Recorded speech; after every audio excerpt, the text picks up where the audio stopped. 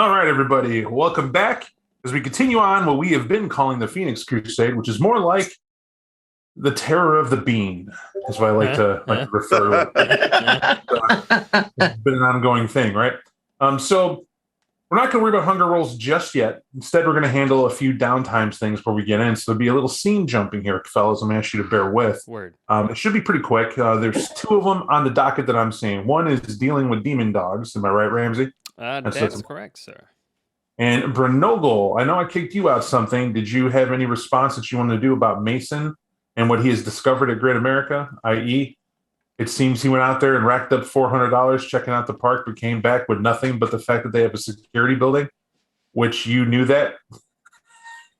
Yeah, it's real easy, right? I'd just give him the $400 for taking the effort. I mean, he's a good ghoul, right? So I'd kick him the 400. I made some extra scratch watching the park. Right now, as far as I tell, I'm still ahead $200. So okay, what I'm going to say to that, it's a very rational and very humane thing you did there. Instead of being a master pissed off because you knew why you sent him, you remember what it's like to be a human being. So because of that, what I'm going to do is give you the ability to ignore a stain tonight, actually 3 of them, that you'll have here to be leeway. If you can maintain that, I'll allow you to purchase a humanity to get back from where you were because of that. It's an unconscious effort on your part to maintain it by supporting what your character didn't do out of game, and that's act like a psychopath toward his goal because you sent him to one of the great theme parks in the area that's real expensive, and clearly he had fun on your dime, and all he brought you back was a park map and told you security be here.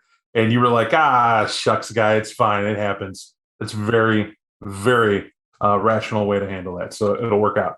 To a tip, though, I don't want you to miss something in here, and I'll make this not a die roll then. Looking at it, it's actually pretty important to know, looking at that map, where the security building is. Because in terms of sneaking around, if you're going to go after hours, well, you're vampires, right? The park's open pretty late. It'll be out there till about 10, 11 o'clock. Appears that they'll shut it down. They basically make up when they're going to take it down. It's probably based on the populace of the park and who they have on staff to watch everybody. And they shut it down when needed. But an amusement park's great at night. It's in fact, I'd say even more appealing when you get all the lights involved and dark atmosphere and the fun factor. It kicks in. Feels like a very fun place.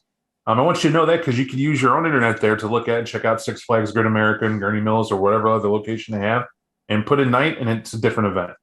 And it's all well and good. They have a water park. It's about the only place you know the security booth is not at. But interesting enough, it saddles between the lines in the park from where the administration building is to where the hotel is for lodging for this place.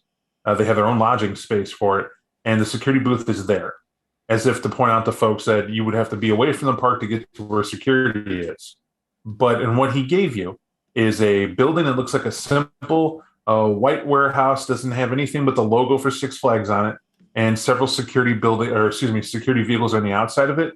One of them being a golf cart, or 2 of them, because you would know the other one's being in use.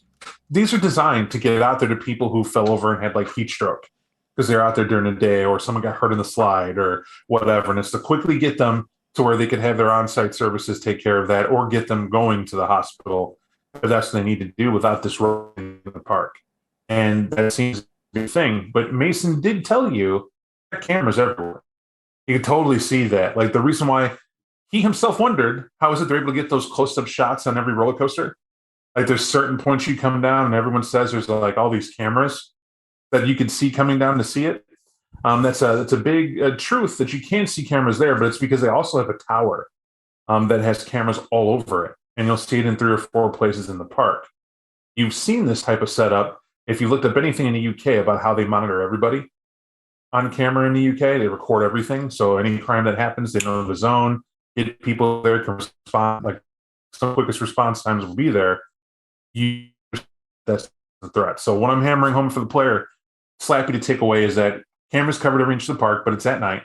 And that's when there's least likely anybody to who steals something in an amusement park. You can buy cotton candy anywhere, right? Let's figure it out. It's not worth jail time. So that's probably the best bet, is to wait till when people leave. You might have a security guard to deal with, but logic says you're not going to find any form of online security presence anywhere but that booth, whatever that warehouse hub is. And that's where all your camera storage and everything else, which is what you're looking for. You were looking to see where that access is and who might store what. That has to be where it is. But it begs the question, I don't want you to miss this, Bernal either. Mm-hmm. And to remind you, whatever test, whoever told Sully to do this didn't include that it had to be somebody with the connections to get into that park to specifically pull that photo of Ballard doing whatever he was doing. Because you found out you can't just walk in, and it's not like any old person who's seen hackers can walk up and hack the Gibson and get access to it and figure it out and steal whatever. They have to actually go to where the server room is, figure out what to do. You're not a genius, but it's a pain in the ass when you lose your password for your Microsoft account. You got like 5 chances before they lock that the hell down, and you got to call 18 people to figure out how to handle that. And it's not an easy thing. So you can put 2 and 2 together. At least Mason did that much for you. Not a total bust. Not a total bust. But to flip this, Ramsey. Yes, sir. You're looking for a frying pan Dan. Mm-hmm. Now, not odd to you because you guys said you're going to do it. You do know Slappy's pulled a couple shifts out in the park. You could hear him playing out in Millennium Park near the Bean. He's trying to keep an eye on it. And an interesting part about the Bean, gentlemen, in less than 24 hours, that incident happened, but the next time you see it, that rebar was removed. Now, your buddy, he all waylaid it, right? Planted it in there, and then chaos happened. All that backdrop and fallout happened. But that Bean looks brand new and shiny penny new on top of it. Like they just overnight did it. Now, you don't really know how it is because the question was, how solid is that and what's in there? You didn't have that answer. How far as you've gotten, Ramsey, is you followed the steps, right? Even though he's in that park, he's just collecting money, doing his thing, keeping an eye out. You're trying to think like Frying Pan Dan and looking around for it. And you inevitably have to just ask people, have you seen this guy? And this leads you to the brain of the pretzel stand. And it's night and day, right? Apparently it's least expensive to do pretzels and full-on, hot dogs. What he tells you is this grand story. And it goes pretty simple. Says Frying Pan Dan's come up multiple times, first begged him for a pretzel so it'll be worth his time, and then bought like 40 of them over a span of 3 days. Like kept track. This guy has a problem. He could see the guy was on like a bender of some type and covered in sweat all the time. Was wearing just a tank top with nothing else, no jacket, nothing, and it's cold out. And he's still sweating. And he said it seemed like he definitely must have not have been on whatever drug he was taking. Seemed strung out. And the guy vomited in the basket bin 10 feet from here. But the guy had an iPhone 10. And he's been bumming him discount pretzels, making sure this guy could get a meal. And when he saw the iPhone, he was like, well, they're with that. And, you could afford a pretzel. It's like $4.95 to get a big dumb pretzel and you're fine. And apparently Frying Pan Dan opened an account. was like, put it on my tab. Give me the first 100. And that was that.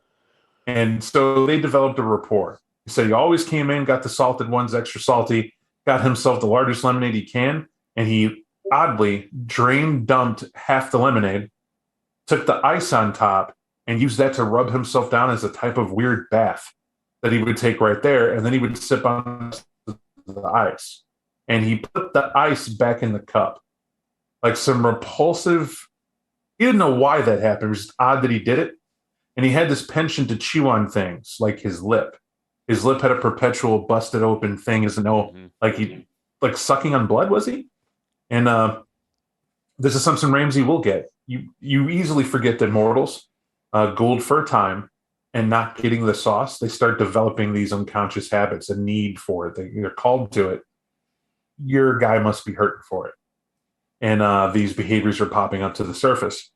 But he's still doing his task. Tells you that he gave you the phone ahead of time, but there's a guy who's been out here and he calls himself the Dog Man and says he knows him. But you got to go to a place called, originally he told you it was Devil Dogs. Mm-hmm. And it's Demon Dogs. And that's interesting.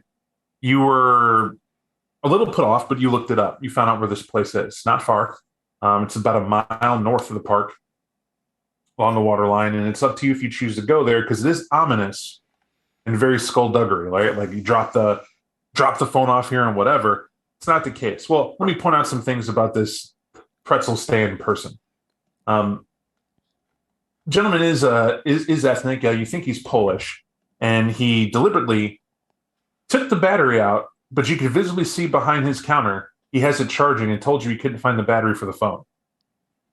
Right, but he'll give it to you. But he said he has foreknowledge to know that the phone's unlocked. So right there, he told you it's unlocked. Here's the phone. You could go get a battery and not need him, but you could see one right there. But then tells you for $100, he'll give you the battery for it. So if I pay Dan's tab, is that it could very well be that Dan had a tab he never paid, and that's the price to get his phone. But it still doesn't answer the question. Why do you have Dan's phone, and where the hell is he? Mm-hmm. I'll put that $100 on the table. He'll pull out like a small roll of bills and count it out and put it on the table. He won't take his hand off of it. How did you get Dan's phone? He'll look around and he'll lean closer. Right, it's like he looks to the left and right. There's nobody in line waiting for a pretzel, and he'll lean in and he'll go look. Park's a dangerous place at night. There is a homeless element that's there. None of us mind. I mean, people gotta eat, you gotta earn. I've seen hard times, but the fact is that when the panhandlers are done, they run through, look at a pretzel or two, and they talk. This guy Dan was particularly violent out here. He was always rushing up somebody, beating them up, and getting their take before they left the park. This was a thing, but now you understand how he has an iPhone, right? And he's kind of an asshole. I mean, it doesn't shock me someone finally beat him to the punch and got their revenge. I mean, the guy deserved it. But the simple fact is that I found his phone in the park. The route I take is I leave through here and I do a shortcut past the pavilion and I head on out and catch the train and I go to my home. And I found that phone, but I recognized it because it had your face in the back of it. You print it out in color weirdly. I mean, like, I don't judge. Your boyfriend's your boyfriend, but I mean, you have money like this, you should probably care for him a little better, you know? I mean, he's a human being and, you don't have to feel odd about it. I mean, this day and age, it's just a thing. If you were back in some other place, I understand where you'd be dangerous, but here, in Chicago, like, nobody cares what you bring home or what you do. They even have a boys' town. I mean, you're totally good if you feel that odd about it. But, and that's how I know it was you, man. That's why I'm talking to you like I know you. I don't know you. But I know your face in the back of this phone. It's distinctive. You also have a very weird vibe. And I'm hoping to God, I really am hoping you're not that weird cross killer from back in the day. They used to shoot people in the head. What? Yeah, like the guy who wore the hood. I saw the film on Netflix, and he has like the cross in the hood. And in San Francisco, ran around and said, "Oh yeah, the Zod killer." That's who it was. You're not Zod, right? No, I'm Okay. not Zod. Yeah, so it's totally cool, man. And he'll slap you on the shoulder, and you think this is because, and you can feel this. He's trying to butter you up as best as he can, awkwardly, because you are somebody on a path. Right. Yeah. You radiate predator, and look at you, right? In the best of days, you look like someone who knows a thing or two about bodies disappearing, right? And that's just a feel you give off. And so this guy's very awkward, trapped in his booth, trying to make you laugh and hoping it works. But what you can piece together, he's not lying. Mm-hmm. In fact, you get the feeling that's probably the last thing he would do. Okay, that's good. He made me laugh, but I don't think Ramsey would laugh. He's not going to be that violence that Ramsey might give off. He's not going to display it here, though. He'll give him that 100, and let me get that battery. Yeah. And how about a pretzel in the house? And he'll hand you the pretzel and put it in the paper wrap and put it on the counter for you. That's for you. And he'll turn around and get the battery. He'll open the back of the phone and he'll put it in there. But he kind of screws up there a little bit. By him opening the back of the phone and easy as he did, he's played around with it. You wonder what all Dan has put in that phone. Yeah, I'll check it out during my mile walk. I got 20 minutes to kill. All right. We know the mile walk, right? Mm-hmm. But I'm going to ask one question. Did you already look at and see and read and you're comfortable with what was given? Yeah. I saw the pictures of the replacement.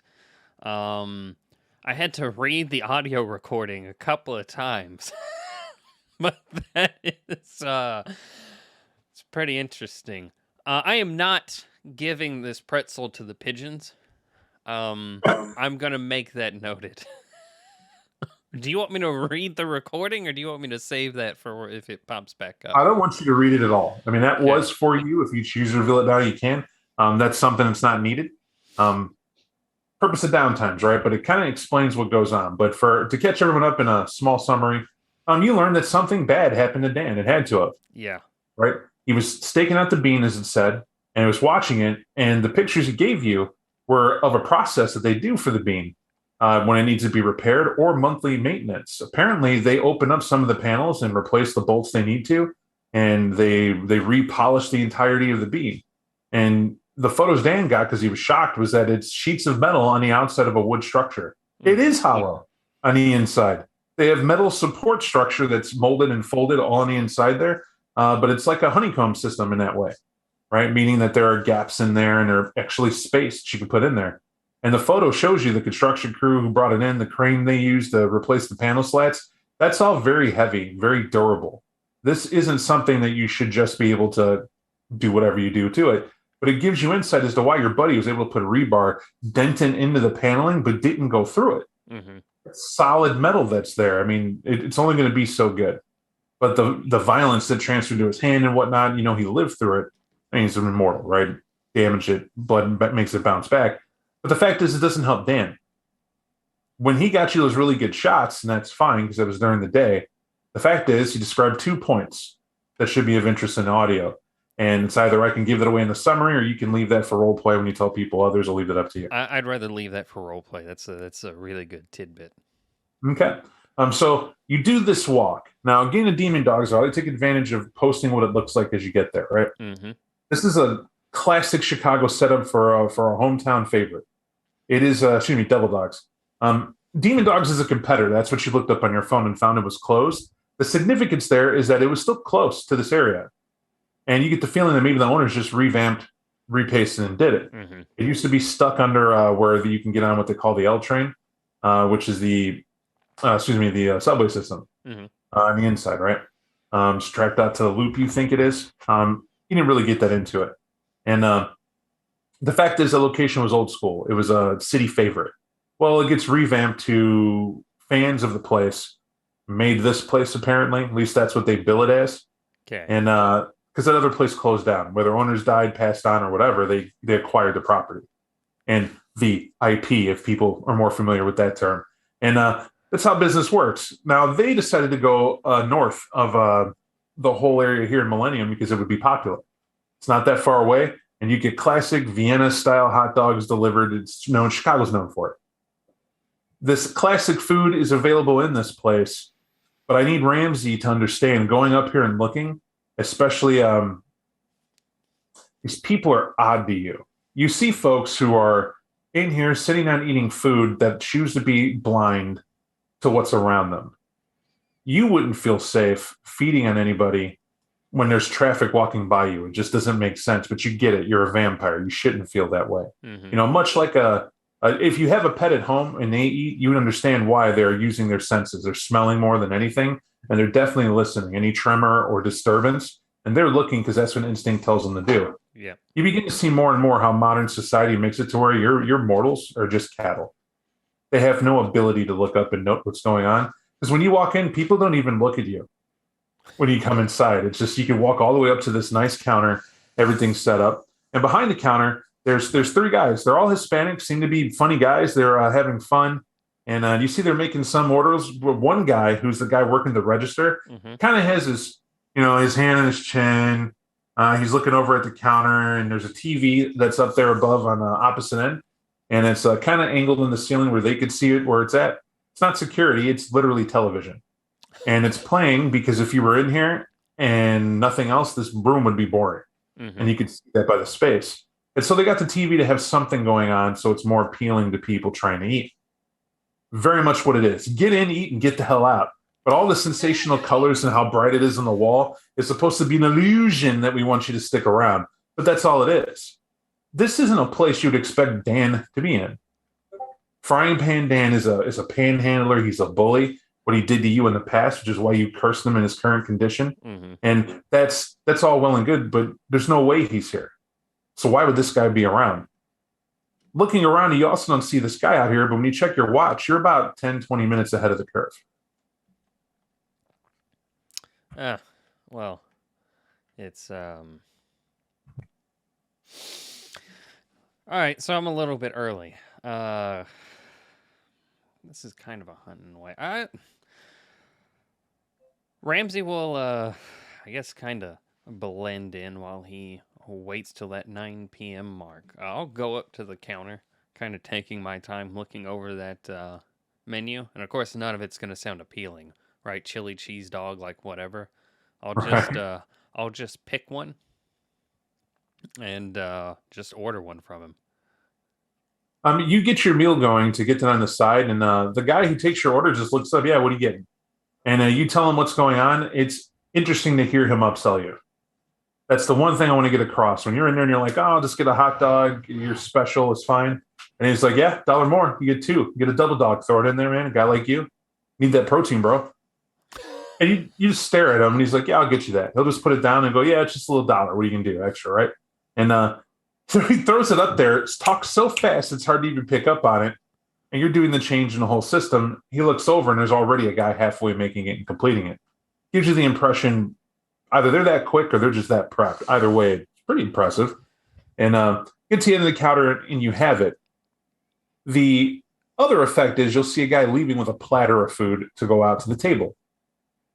This is to give you an idea what type of food is out here and what's considered good and a staple for the Midwest here. At least that's as they're billing it. Now, the problem is his food goes to a particular end of the table. Not that he was overlooked or invisible or anything like that, but you get the impression this guy timed this. Maybe he came in and ordered before you, and when you came back, just he maybe saw you come in or what have you. Then he chose to come in, but you do hear the door open, and when you turn to look, he steps in. And you'll notice that the dog man, as he's called himself, is sitting down at the table, and this guy brings his order over to him. Takes a tag ticket off the counter, calls it a day, and it's I don't want to say creepy. You can tell me how Ramsey would see that. But if anything, this guy's either very careful, very efficient, or more with it than maybe you would be in terms of being on the alert in a public setting. Mm-hmm. But that food in those amounts are what he sits in front of. And he's quick to grab like an onion ring and kind of get his fingers greasy and then stand up to get his cup and get a drink. And he'll look at you and he'll look at the table like it's a conspiracy thing. And the guy behind the counter, you'll notice, is looking at you both like, all right. Like he's back there like with a rag wiping the counter, and he noticed the icon. He's like, okay. Minding his own business, looks to the side, says something in Spanish, which Ramsey doesn't speak. But you can quickly get it that there's some joke, right? You can check. I'll tell you what he says if you're looking it up. But yeah, I did see at the top 10 list for your psycho here. So teasing. No, I'm not. He is. He's a horrible entity in Ramsey. But anyway, sorry, I just can't get out of my mind like an image of like a homeless Jason Bourne situation right now. It's not off the mark, right? It's a little weird that he does that. But it's up to you if you go to approach to sit down with him, or you're just like, yeah, that's it's the first time ever in Ramsey scouts about his turn cam, Gangrel Supreme, Hunter of Hunters. Got this conspiratorial meeting with someone who knew what you looked like before you even heard of him. Yeah, maybe I'll learn something here. I'll take that platter I get for what I ordered, and I'll go sit down with Dogman. He'll look at you and he'll be like, "Yeah, before we start, why don't you eat some fries?"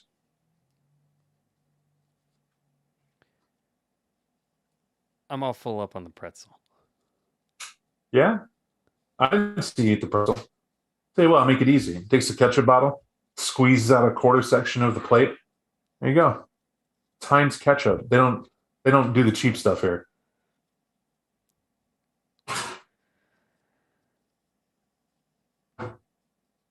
I feel like you're trying to get an answer for something, and I'd rather you just ask it. Man, it's easy, right? You take an onion ring, you dip it in, they'll start chewing on it. It's as natural as anything as anybody could do, right? Just eating food.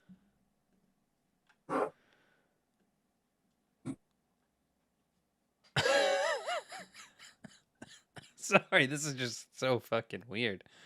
Yeah, Ramsey could like blow Rao's blood to like do the blush of life thing and eat it and keep it down for a bit. I don't see him doing that. I God, see you doing what you choose to. That's yeah. don't let me do one way or the other, man. It's how do you receive it? Sorry, still struggling on the harmony thing. If that's fair, do you have a question about it, like how Yes. Harmless would approach it if you see it? So one of the ethics that I focused on with this path, right, is it's like balancing that predator and like the human instincts, right? Harmonists will blend in with the crowd while they're hunting, right? Makes it a little bit easier. We'll make that the easiest statement ever. Yes. Right now, are you hungry? No, I'm not. He's pretty well fed. You're not. So you're not trying to find Dan. Well, I'm not hungry, but I am hunting for Dan. That's the thing. Same method applies, right? Yes. If you're a wolf in sheep's clothing, that's the best way to move around amongst the sheep to find your prime spot to feed on something. Mm-hmm. So May not be.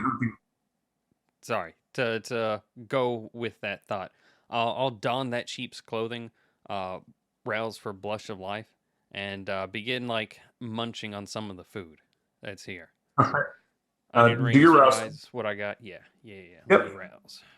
He seems to be at ease when you dip that onion ring in and you just put it in your mouth and start chewing. It's disgusting. For Brentron, it's like if you took sawdust and you wouldn't get splinters in your mouth, but it was like a wet, squeaking, oily thing.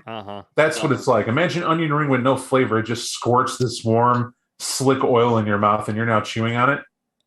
Yeah. And the ketchup gives it this weird ass pasty taste to it. Yeah. And then you swallow it, and the guy will look for a second, and you'll watch him grab his phone, hits some app on it, and he checks it out, and he's waiting and keeps looking at it.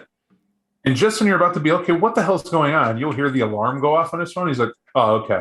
All right, we can talk. You're good. Puts it up. Or was that the Zodiac Killer alarm? Huh? Never mind. That's not even funny. They never caught that guy. All right. Sorry. Let's talk. What's going on? He says, well, you're not going to believe me, but he'll get in close again. Like he's eating. He's like, listen, if you're going to be in Chicago, you can't be afraid of, bats. Because this city loves baseball, right? And baseball bats. Right? Yeah. So, like, baseball that plays at night. It's like the only time the Cubs can win a game. At night. They use baseball bats to play, right? Yeah. So, don't be afraid of bats at night. You got it. You hear what I'm trying to tell you? Yeah, I think I'm picking up what you're putting down. All right. Well, if you're picking up on it, then look, you could choose to be ignorant walking around this town and you look like a guy who can handle himself and definitely give up. I feel that you're somebody who doesn't take any shit, and I'm not trying to shit on your plate at all. In fact, I just want to let you enjoy your chili cheese dog. That's one of my favorites. But the fact is, I don't have any of my food. I'm not going to eat all this. It's just my test, right? They can't eat food, right? They can't do it. Mm-hmm. It's because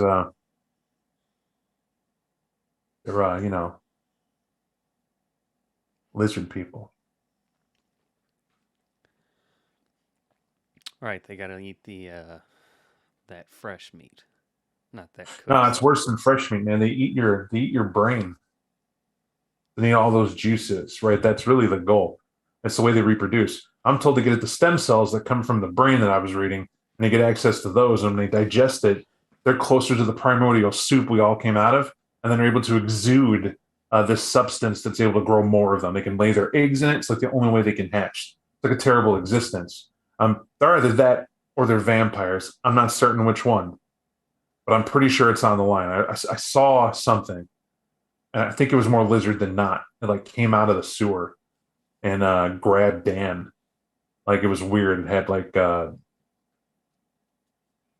see a worker come by to pick up some trash. He's like, "What the fuck are you looking at?" And the worker will be like, the worker will square up. "You okay? Can I get you something to drink, sir?" And he's like, "I just don't like people staring at me." He goes, "You need to watch your tone." Yeah, okay. Look, I'm not trying to fight, but like, man, like you stare at me. It's like, you're trying to hear what we're talking about. Like it's a private conversation. Okay. Just get his stuff, walk over, you see him dump it in the trash, and keep walking over. Goes back to the other guys, and you'll hear maybe 30 seconds later more laughter will erupt from where they're at. And he's like, "Oh man, it's real hard to talk about it, but we gotta be here. They got eyes everywhere." Like those guys, I get it, but like, the concepts of like the segregated concepts that were all different. Like, have you heard of the woke movement? You know what that is? Yeah, I got a friend of mine's always talking about staying woke. I know what you mean. Yeah, it's a bullshit movement, man. It's mind control. It's what they're trying to do.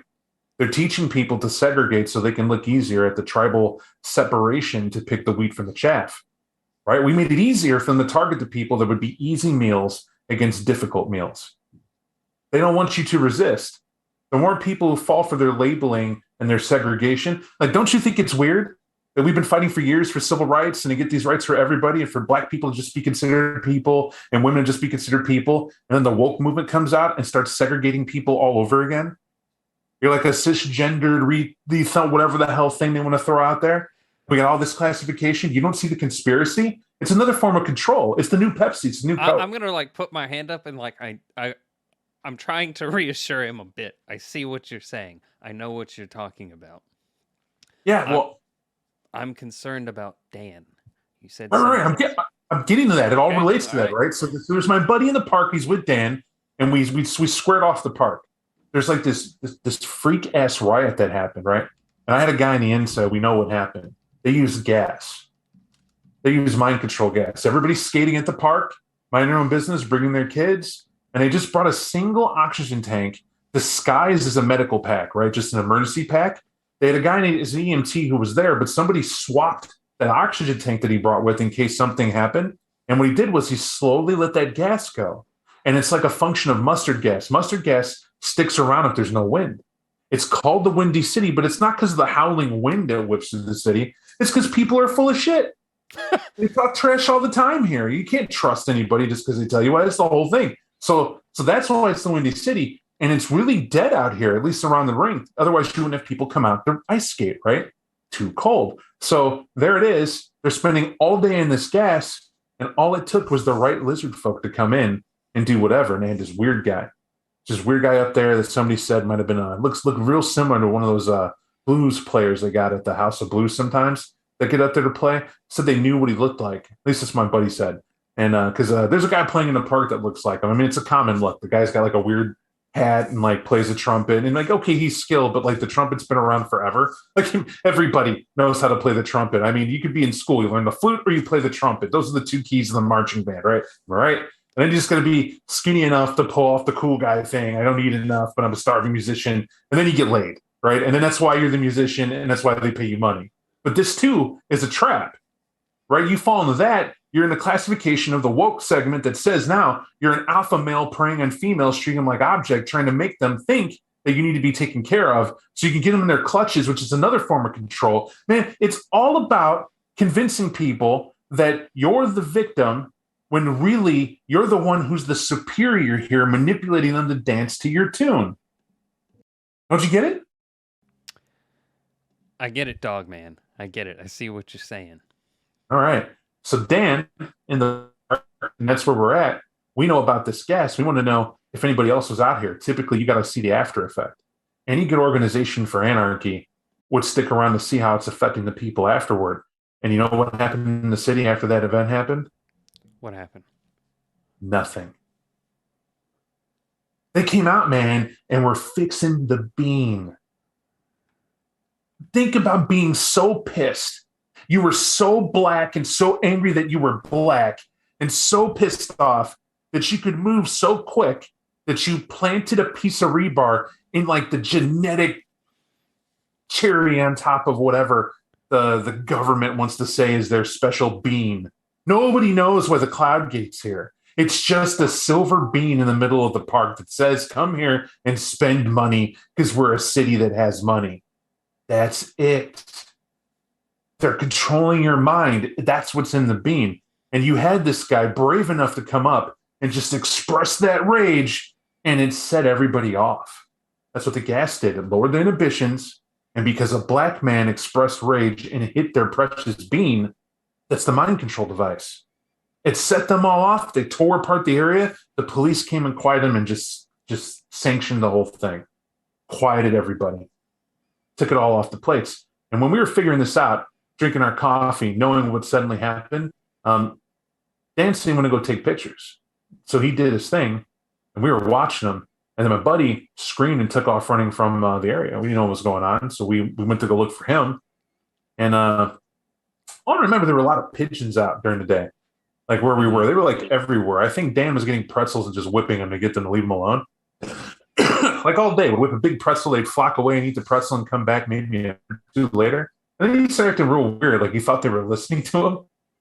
I was like, they're pigeons. I don't even think pigeons have ears. Everyone knows pigeons don't have ears. Like they're just flying earless birds. Like they have no idea. That's why they're dumb. That's why they die, right? All the time. You ever see a dog eat a pigeon? It's really easy. They just, don't even creep up on it. If the pigeon walks around thinking it could eat food, dog eats it, no more pigeon. Pretty simple. Not these pigeons. They're like oddly perceptive to where we went to. Like they weird. Followed you? Yeah, it's like the murder. That's because that's what it is. A group of pigeons are called a murder. And where they would go, they would just like kind of fly up and land there and just chill and watch where we were and where we went. Well, actually, I kind of started believing Dan. They didn't really come where I went. Because a couple times I went to the bathroom. I took off, did my thing, and, a lot of coffee, a lot of heroin, it does that. But the point is that he goes, does its thing, you come back. And that's what I did. And Dan was cracking. He couldn't take it. And but he said it was real important he did it. And kept going on and on about some guy he fell out with that he felt some type of way about. My guess it was you. Your like face was on the back of his phone. So after that, you're like his brother, which good on you. I mean, I don't judge. So, point is, Dan went missing because once he started talking about the pigeons, he said the dogs were coming. That's when I went to get help. Like we went to go get an actual cop because man, on the street, you get to see a couple people have it together. And then when they go cold turkey, that's when the problems start. The hallucinations, the real bad rec process. It's really bad. I don't want to see anything happen to Dan in a bad way. Because, he's a bit of a dick, but never to us. So, we were putting a conspiracy together and we think he inhaled some of that gas. And he tried to run. But where he went to was odd. He sprinted all the way toward the bridge on the opposite side from here and from the bean. And it's a hell of a hike, but he hightailed it that direction. And there were dogs out running after him, but I thought it was because he was buying all those pretzels. Uh-huh. He's a guy with the food, giving food to the animals, and that's why they say you don't feed them. They'll follow you and they won't go away. Well, it's cold. Dogs eat pretzels. They took off after him. And that's the last we saw of him. We went looking. We found blood. That was the thing, but not a lot, enough to say maybe he got bit. We looked everywhere. We looked along the river, rocks, we looked underneath, there wasn't nothing. Except that huge wrought iron gate that's there, but that's a huge wrought iron gate. There's no even keyhole open, and it's probably fused shut. Mm-hmm. And that's it. Protect those big fancy buildings they have on the business side.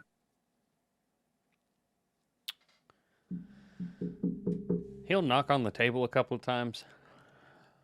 Thanks, dog man. You've been a lot of help. But he'll just leave with that. All right. You get it to leave, and he'll for a moment says, "Hey, I'm just telling you, the lizard people don't blink. They don't eat food. They don't drink anything. Right? So that's some easy things to look at. Another thing is, you can really spot them at night. I can't see them during the day. Like I haven't been able to spot a single one of them during the day. It's everybody's blinking, sneezing, coughing, farting. They do something." To let you know that they're human. Not at night. There's certain people who can just pull it off. and it's weird. And I happen to know lizard people get by in human blood. There's that too. They brain control people. They forget where they're at, and there's all sorts of stories of folks saying they went in the park and woke up the next night but didn't drink anything. Mm-hmm. But were like real embarrassed to admit that and thought they had like some sort of stroke, I guess, or whatever. But described as a very euphoric and pleasurable feeling. And there's a lot of stories in the city about that. You just got to know who to ask. And whatever though, man. Streets is woke, right? We're listening. Streets is woke. I'll see you around, dog man. Yeah, take care. And I'll head out. I'll throw away the leftover of mine, like into the trash, like put it up, because I'm not still playing that role. I'm not going to play that asshole that just leaves stuff around for them to pick up. Who knows? Maybe this will be the new Blue Velvet. It won't be. It won't be at all. But I'm going to head back to the apartment. Okay. Lo and behold, for everybody else, normal, typical week that went by for you guys. And everybody was laying low last time anyway. There was a lot of heat that went down. And aside from the church cam, which you already got, Bernal, I'll leave that for you. Sullivan, are you guys going to meet up per normal? You know, say, hey, meet at this time. We should decompress, figure it out, or what are you going to do? Yeah, I think we should meet up at the apartment that's been given to us, our new lovely prison in such a beautiful gilded cage in which it is. He will ask for the crew to go ahead and show up. So we'll consider it normal that was during the week they went out and did this. But tonight's chosen to talk about it because this would be just about the time they had to pay the bill for it anyway, for where you're staying. So it's a good time to who didn't pay what and who got what going on.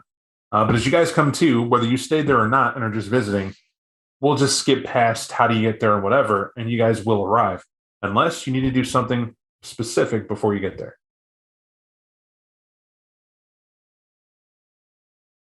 All right, then you guys can take it away.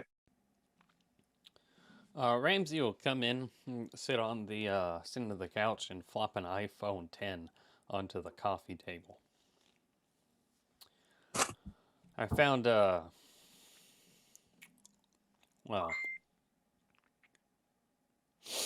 my guy was taking pictures of the bean, figuring out what was going on in the park, watching it like I told him to. They were fixing it's all brand new, like next fucking day. That wouldn't really be that odd. Maybe it would be. I don't really care about it. It was for the fact that they took bones and bodies out of the bean when they were fixing it. One of them burst into flames when it hit sunlight. When I say bones, and it wasn't just those 3 bodies, there were enough pigeon bones in there for flocks. Some of them, he'll open up the iPhone and show you some pictures arranged in like altars with an egg on top. And then my guy that took this got grabbed by dogs over at that homeless encampment beneath the overpass where your pigeons were, Professor. Floppy's just like standing kind of by the nearest window.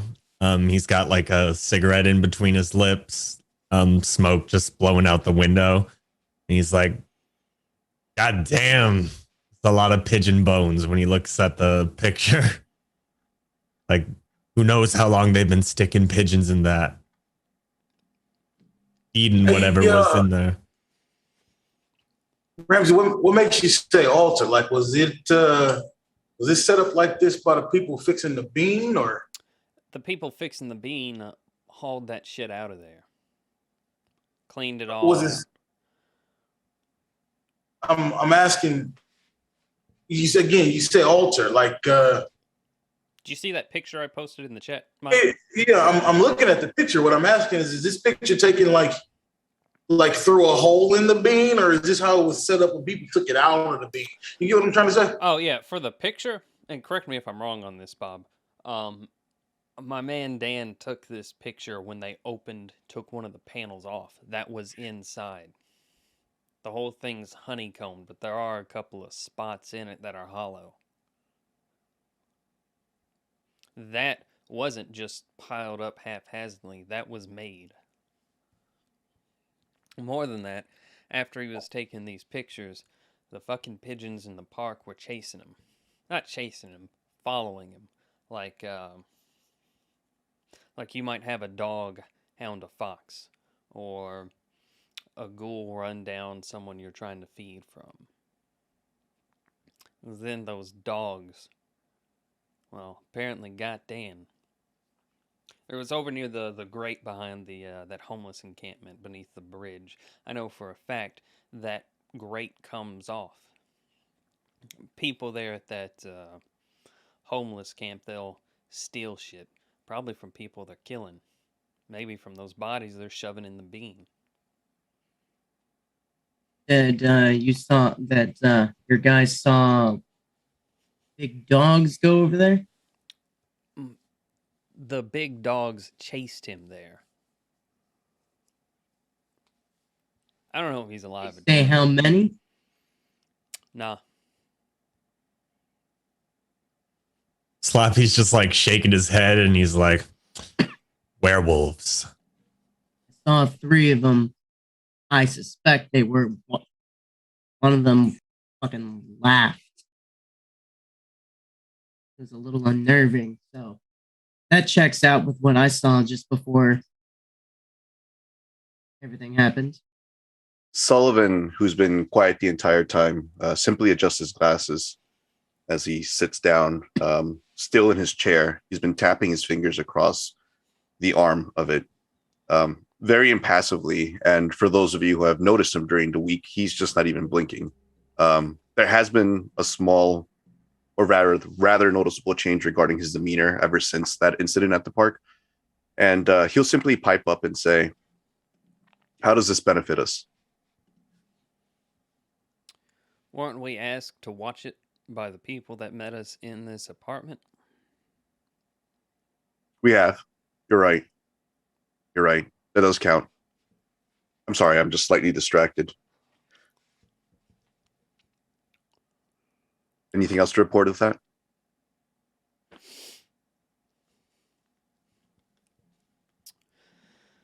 That's all I found at the park. Oh. Pretzel vendor is up and up that something is wrong with some people in the city at night. So he's going on and on about lizard folk.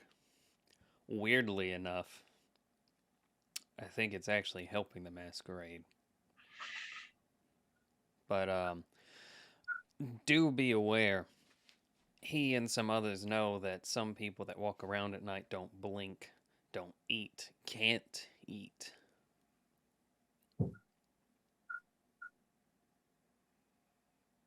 No, not slowly. Does he need to be taken care of?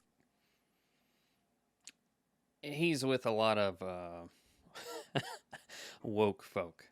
He goes missing, that just makes them antsy. Let people No. think they're just crazy. Right. Very well then. Do we have anything regarding that park? We still have to call it Ballard. Slappy'll ash the cigarette out the window and he'll be like, not much, but I had my boy Mason go out and kind of check it out a little and figure some things out. We knew there was a security station out there, obviously, but I've been doing some thinking of my own, and with Mason's help, kind of narrowed it down. It's not easy to get in and out of there. Easier at night, obviously. But so whoever it was, they had to have the influence or some connections to the park in order to even get into that security office to take that tape. Then you got to narrow it down to potential enemies of Ballard, which So, yeah, that's the information I got about the park. Not much, but know where the security office is at least. Won't be easy to get into, like I said. That's actually pretty useful. I think that I might be able to see who has some sort of influence around that park. Maybe it's someone's domain. Whether the Camarilla or not, I'm not too sure, but I could always take a look. At least I'll do that portion of the work. So not all is lost there. Bob, would he be able to use his politics or anything to give him an idea of who may or where to start looking for that? Be a little more specific for me. You're looking for. He's in Sullivan's mind, considering that it's that hard to get into, someone probably has influence somewhere, much in the same way that he has influence in certain realms. He's wondering whether or not he might be able to tap on someone's tree to find out whether or not they'd be able to give him a lead into it, who might have that area unlocked. It's interesting that you go that route because vampires don't disclose what they control or what they have, right? That's the whole point of influencing something, is so nobody can easily attack what you have. That's why the misnomer of "I control the city" is never said. Well, unless you're the prince, right? Of course, it's right. It's ways they do it and go about it.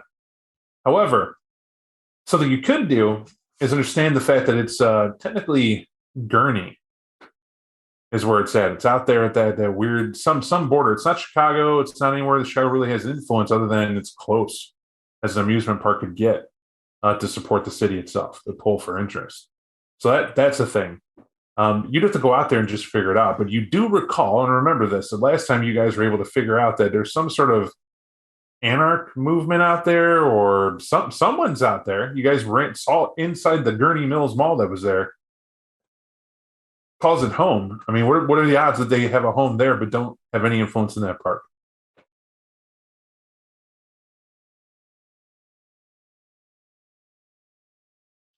We might have to trek out there then. It seems like there is potential. This might be an anarch prank of sorts. This has happened before, folks, in case you haven't noticed it and you haven't seen it before. Anarchs will do this every now and then. Usually, we tend to overlook it because to give it attention means that they recognize any sort of power. So we try to slide it under the rug, so to say. But considering our employer, and he'll look over the table where he's left the bus ticket along with the $20 there. He'll simply just kind of motion idly towards it. I do not want to take the bus. And he is a very impatient man.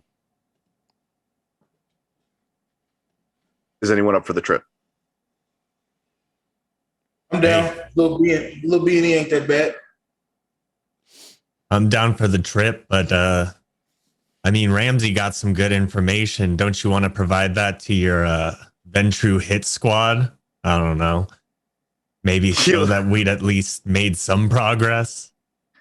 He'll narrow his eyes at that, and he's like, I will. Give me a moment to take care of it. And he'll stand up and he'll pull out his phone, hoping to contact that troubleshooter. My apologies. I was trying to look for her name, but I didn't have it handy. Take your time. I'd say it's relevant. Why did they save her name? Okay, that I do not have. The player does not remember. Do you recall what you were meant to do? Offhand, I don't. All right. When you ran into her, she told you what title she had. Did she give you a name? She did not give me a name. Okay. And then she assigned you someone to report to. Is that what she did? She may have, and that's probably where I lost my contact. I can make note of that now. It's not about losing the contact. It's about the fact that when she came in and said the clan would take care of it, that should put in your head, and I'll give it to you. But that means, no doubt, Ballard's already aware. Ballard's the head of the clan. He's the one that runs it. You know how the Ventrue board works. That means you don't get to skip ahead and talk to the people above him. Correct. Just making note. But with the information you have, and what has he given you? What has Ramsey given you that's significant enough to report up to show progress? I'm certain Slappy thinks so, but do you think so, Sullivan? I think that there's enough relevance to it because we could definitely confirm that there are if I'm not mistaken, they have mentioned there were 3 big dogs. So he's assuming there's at least 3 werewolves or 3 lupine that are continuously stalking it and with a particular interest in the bean. So it seems like the bean's of importance there. Even odder is the fact that this altar had existed within it, and that there's no possible way that that structure, as it was built inside the bean, is something that Kindred could do. So what we're doing, DJs, you're forgetting that gigantic, elaborate lie that you came up with to tell her to say that it wasn't you guys who did it. Right. Right? That you weren't the ones who started that whole instant fiasco that would inevitably get you killed. Right. So accordingly, you were put out there because they're looking for who did do that. That's why you're there, isn't it? You don't have to find them, but they told you to keep an eye on the park because that's what they were looking into. Right? They need to smooth this over. They need to talk to the right people to see that this is settled and this is removed from the record. People are going to go through the investigation. You guys are still on the hook. As they say, there's somebody still looking into what you guys did. Now, interestingly enough, you guys thought just keep an eye on the park was covering up your tracks. Is it? That's the question. Fuck. No, I don't think so. We still got a lot of work to do. It's interesting that you say that because Slappy, you tried to go somewhere. What did they say, and why couldn't you enter it? I tried to go to the Church of Cain to try and get my head on straight after having caused such turmoil, and was turned away at the door because I am not in the court's grace. That's telling. Do you think that's something that is worth sharing? Or are you going to keep that to you as a special little nest egg? No, I wanted to share it, but it was one of those things where I'm like, is this the appropriate time to share? So why I think it's appropriate, because when you're telling them to report up to go to it, I feel there's a miscommunication or a thing that you guys are missing entirely. You were the villains of this perpetrated incident.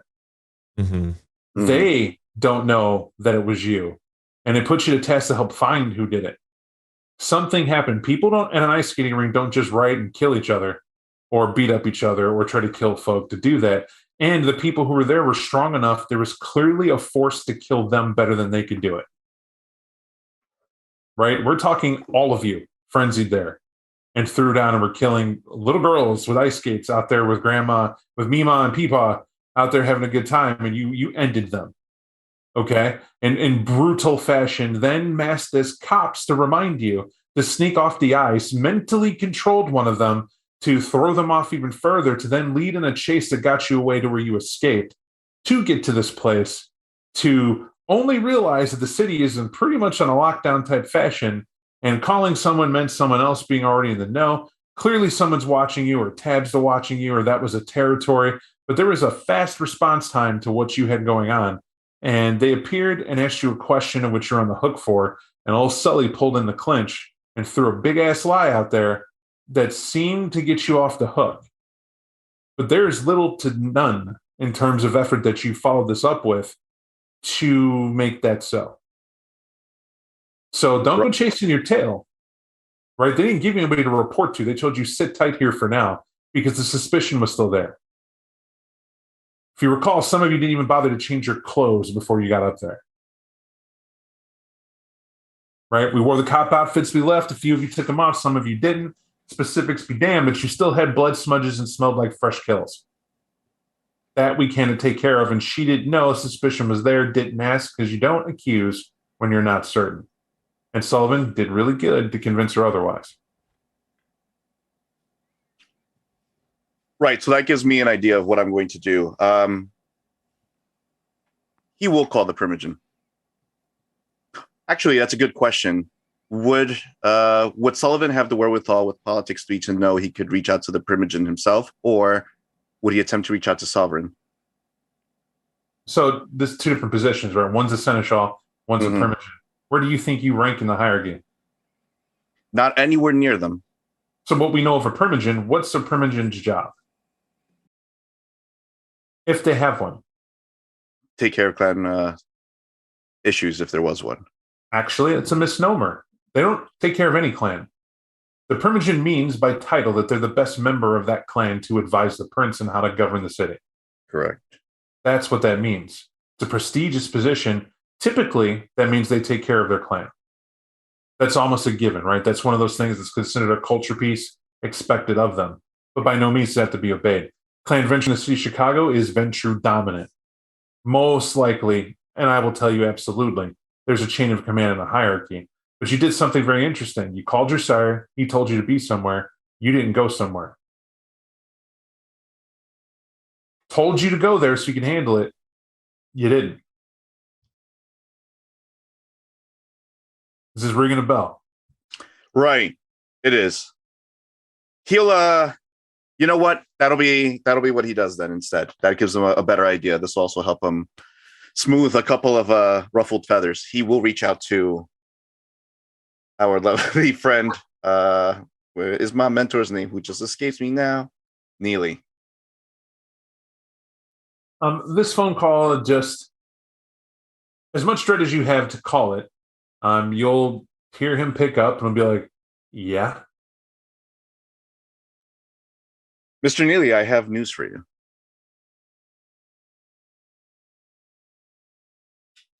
I'm going to be really upset here in a minute. You know how long I've been waiting for you in this spot? I understand. I'm sorry, sir, but the situation had changed, and I did what was necessary. Sullivan, you couldn't possibly understand. You couldn't even begin to understand the situation you put me in. You were in a spot and you were screwed. You don't think I know what you and your friends did? You don't think I figured it out? They called a board meeting.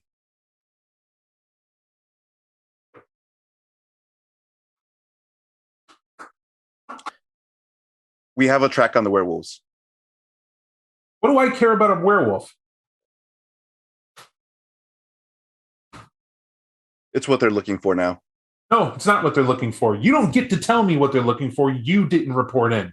You didn't go where you were told to go when you called in the marker when you asked for my help. You don't get to call me and give me a report. You don't get to shit on a plate and tell me it's a new gift.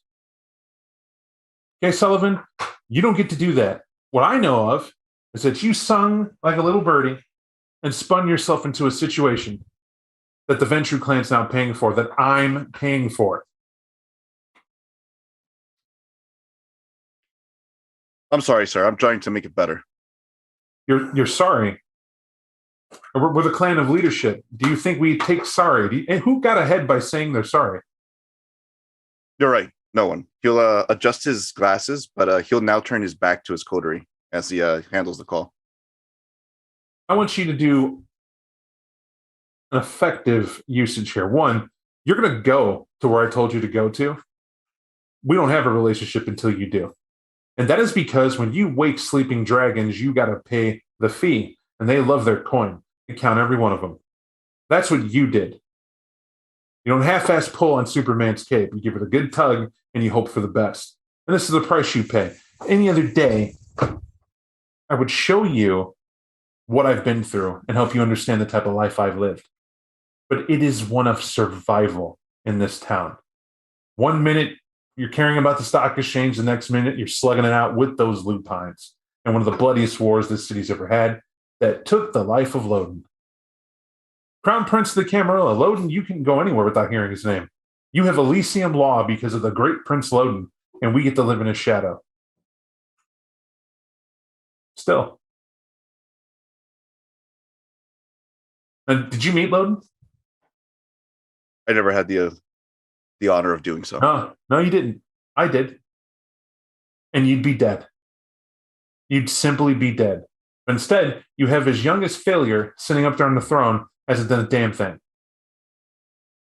Right? We never before had to rely on anybody outside of the city to handle any sort of problem, but now we do. Now we do because you let them believe that there's some great different thing that's now in the city to look after. And you're going to start calling lupines and saying that's it, that's what's going on. You figured out it's werewolves. You better be damn sure it's werewolves and bring the pelts as proof.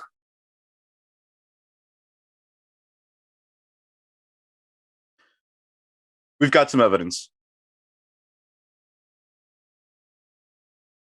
We've got images, and one of my men scouts has gone missing.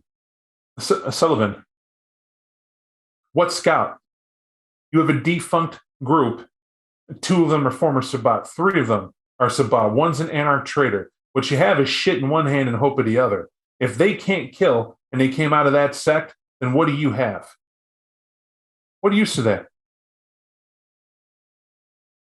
What use are you that you can't govern that?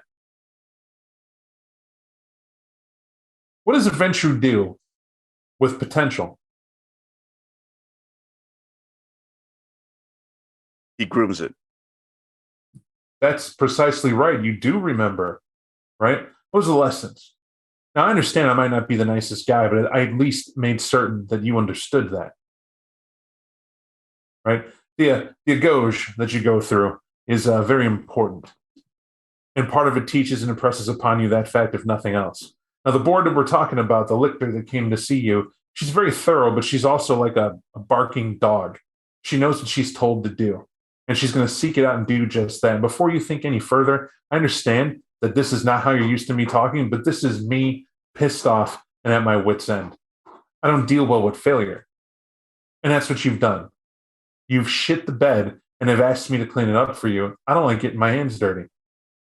But I've had to borrow and scrape to Ballard and humble apologies to everybody. I don't know what happened. I told them to be here. The clan showed up to support you. You told them to pound sand. And now, days later, you get back to me. Oh, I'm ready to give you a report. When I didn't ask you for a report, I asked you to show up.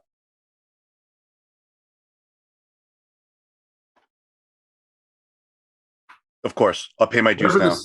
Remember this story about lupines? I'm not that lictor. I'm not going to buy your bullshit. If there are lupines, bring me heads. That's what I'm looking for. Handle the problem. You can't point out and tell us that, oh, there's danger over here anymore because we're beyond that. When you were Apple Polisher Sully, walking around, your shit didn't stink and everything you did came up aces, and you had the potential to make this coterie into something that could support itself on Elysium with success as the vanguard tip of the spear to stand on. That was you. And what you let it turn into was a shit show. I know to a deep degree you guys were involved, and that is because I know you, Sully. You've never once called me begging for help at all. And it's very easy to figure out where you called me from. Trust me, I have my means. And so I can put 2 and 2 together. But was it worth it?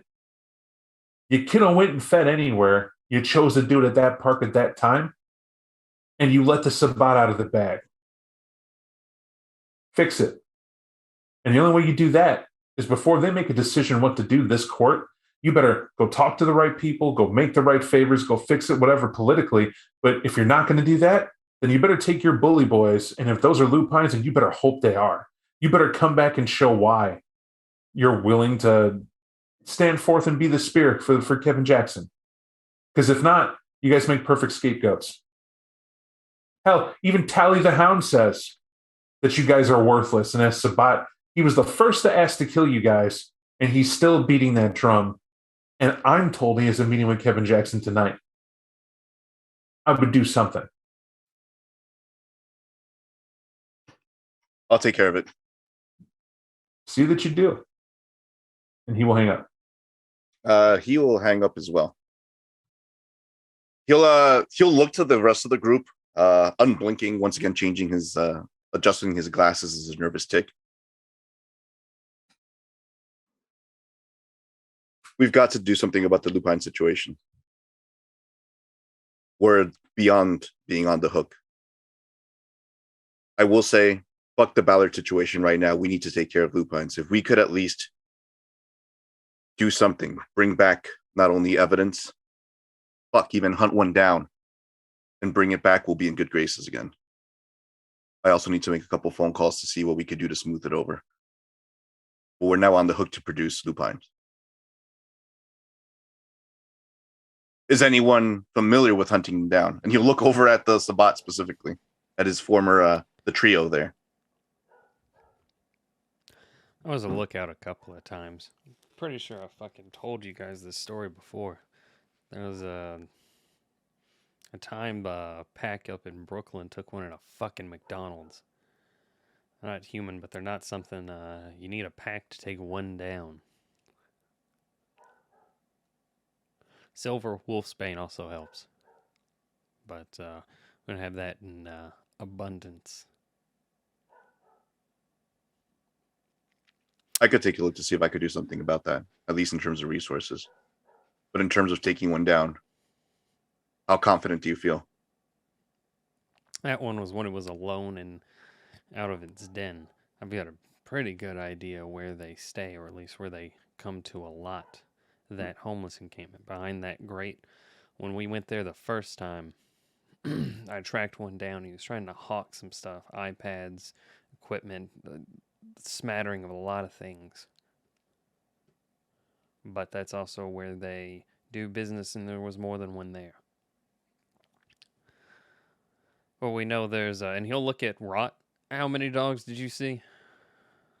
Oh, 3. You know, there's at least 3. And we know that Dr. Pigeon's one of them, or maybe a 4th one. Those pigeons are probably lookouts.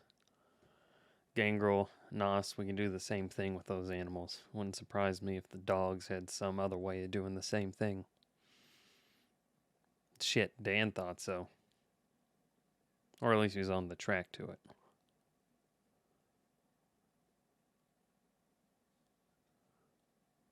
I mean, I'm going to be honest with you guys. I'm not very confident in my ability to take down a werewolf after my experiences in the park previously. I mean, he got one good slash into me, and I mean, shit, I've taken punches from all sorts of people, you know. Fucking Cornelius used to slap the shit out of me, and fucking, I mean, it hurt, but not like that, man. I don't know about hunting, but the way you kill something bigger than you is you sneak up on it and hit it where it hurt.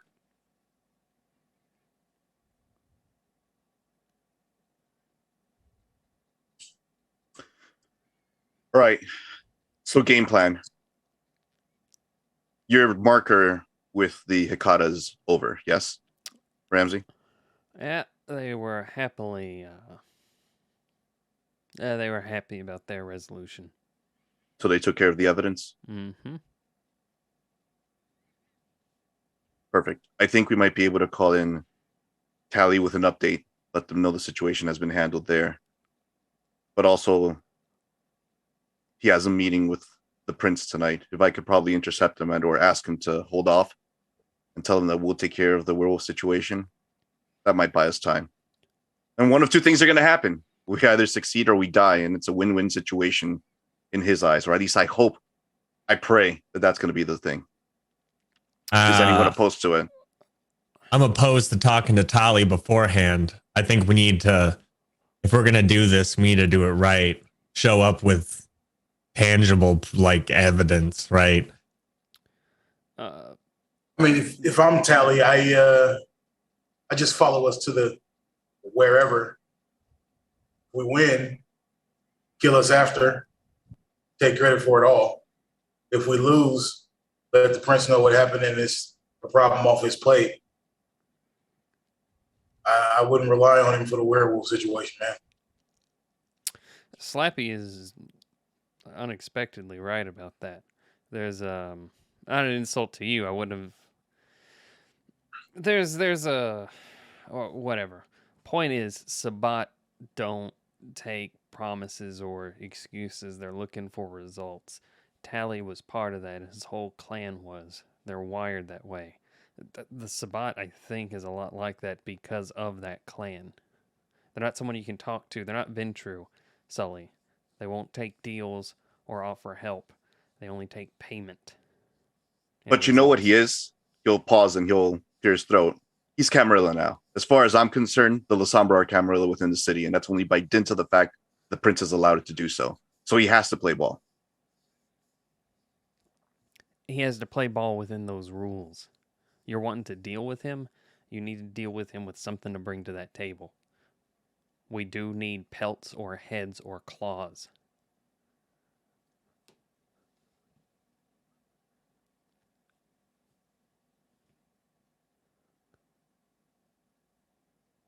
Shit, I mean, either way. Yeah. No, I'm with. We'll have to ambush one because either way, I mean, sounds like if we don't show up with a pelt, we're gonna die. And it sounds like it. I'm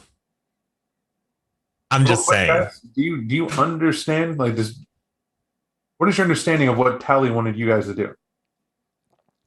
Tally wanted us to cover up the head from the laundromat. That's why I made that call to the Giovanni. Right. And then they asked you to do something, and that something took a while, but it's done. Right. Why would he still be pissed? Because no one told him it's been taken care of. Which is what he's about to do now. Okay. So he'll place the phone call. You'll hear the phone pick up, but you'll hear a young woman. He's listening. We would like to let your employer know that the situation has been taken care of regarding the incident and he'll give an address, which is the laundromat. You'll hear him in the distance. It's like a faded echo, almost as if wherever he's at, the room's trying to swallow his voice. It does this weird effect of. Have you ever heard somebody yelling on like a recording that gets real crackly as it overpowers and it fades in and out? Mm-hmm. Remove the crackling. You're reminded of a victim water is trying to swallow as they're drowning, and they're calmly trying to speak to you. But you can still make out what he says. And basically, you'll just hear him talk because he apparently doesn't know this is going on, FYI. What you were given was a simple task. And that task was to cover up that incident. Your investigative skills are abysmal. If I needed you to clean up a single head, this would have been a lot sooner. I could have paid for that. The Giovanni the Hikata, have let us know that, of course, that problem was handled from their end. There was more than that, wasn't there? There's a young woman that was in that apartment. Did you secure her? Do you know where she went? Did you check with the media to see if they know of the story? How important was that young woman?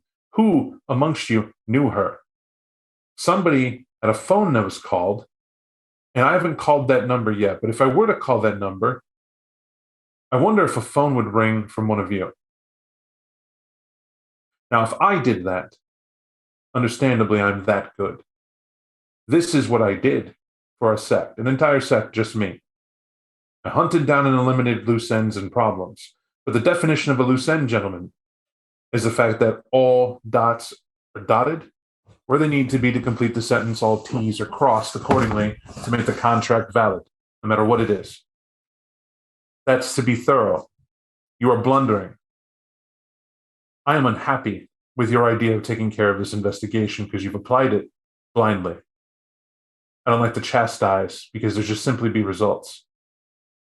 My meeting's been accepted by the prince tonight when he gets around to being a Ventru and telling me when he will talk to me. Understandably, time's on your side. He will make certain as a Lasombra I'm the last person to be seen. Probably more close to dawn than either one of us want, of a very short window. But I don't need a whole lot of time to understand what I'm going to do. I don't get double-crossed. Nobody falls short when I give a task. I had told you when you came here as a Sabbat pack that you didn't want to be here. You weren't ready. Not for this. Now, Sullivan, I understand that you're new to this, but I didn't ask you to step into this arena. You chose to with eyes wide open. Because of that, it is what it is. But to you, former Sabbat, as it said, we share a very, very tight bond, more than the vernacular can give us. It's this. One fails, we all fail. But that's if you're around to fail. If you simply disappear, that still makes sure that my existence is not on the hook. And that's what we're talking about here. Let's make no mistake. I'm not talking to the prince to smooth things over for you. I'm talking to the prince so I can take care of you. And that is the distinctive difference. The way this gets handled is find where this woman went. I assure you she's not dead. If you did your due diligence, you could figure out something more. But if you have ties to Damien, perhaps you can call and talk to him. He spares no expense to call me in for all the expert knowledge that he needs.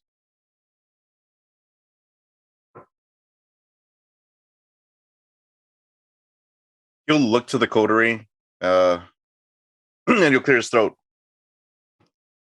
Give us 2 hours. You'll have until I talk to the prince. If I hear back from you, viable story to warrant extending the time, so be it.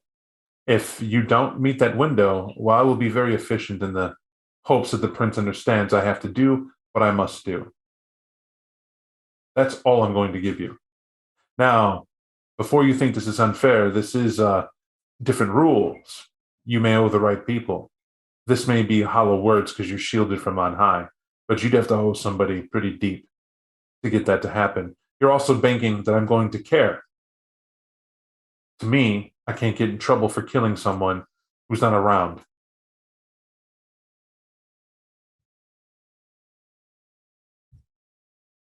We understand. We will have a call right back. Feel I need to work on that delivery.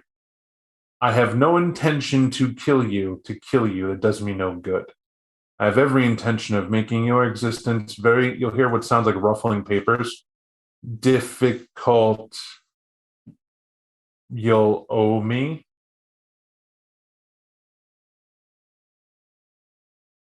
He'll look to the group as if like, come on. Understood. I'll yell. It's rubbish. I understand. I did that to just tell you what it is. I don't quite understand why this is done. Ramsey, I do believe you're there. And Warren, I believe you understand what it is, what failure gets you in the sect you came from. That should be well enough done. Yes. I know exactly what you're saying, Mr. Hound. Yeah. No need to explain for me. Oh, good. In that case, I have errands to do. I look forward to your call. I would remind you, Sullivan, I don't have standing.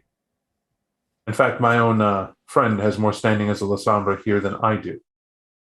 That doesn't mean I'm nobody. We appreciate your time, nonetheless. Thank your you counsel. for calling. And he'll hang up and he'll look to the group. It's one shit show after another, folks, but I think this is what we signed up for. I mean, it sounds to me like we got more time to handle werewolf problems than we do to handle the laundromat situation, right? Yeah. Your clan is looking for answers.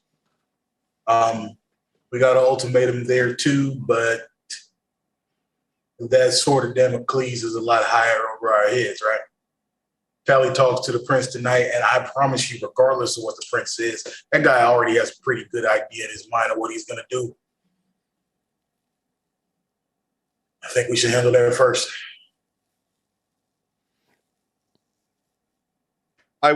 All he needs is information. If it's information, we could do this in tandem. It doesn't mean we have to go everywhere. We just have to start expanding our horizons regarding how we're going to get this information in his hands. Apparently, one of you, and he'll take a look at the group, knew this missing woman. Oh, yeah, I went to school with her. That's a start. We have to find her somehow. What's her name? I can't remember. It's just been a long time.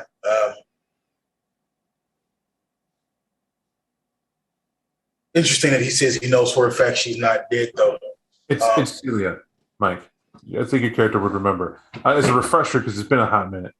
If you remember, Celia was that's not how you knew her in college, right? It's Araceli Rivera would be her name, and you were shocked to see her. I just want to remind you of that. She called you out of the blue because she needed help.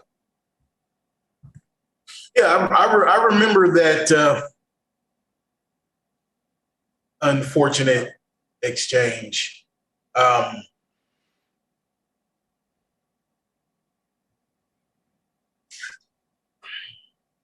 call her.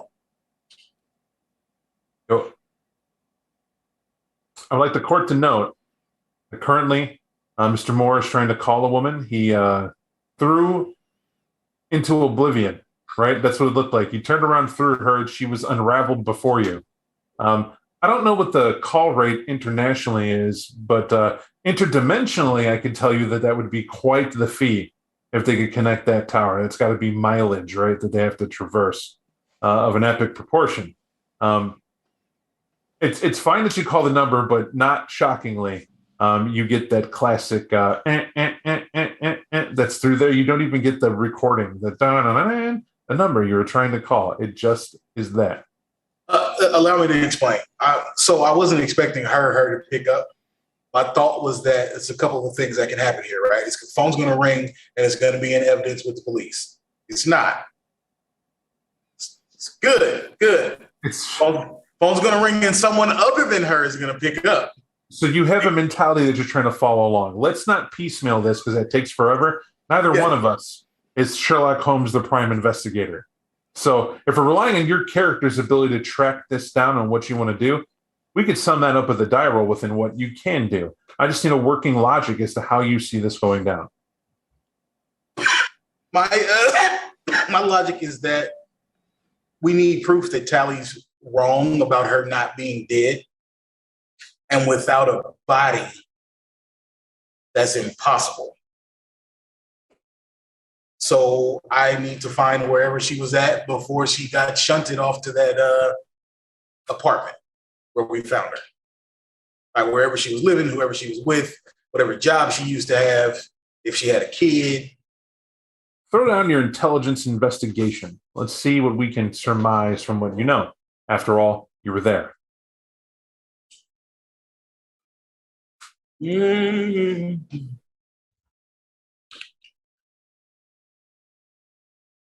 Come on.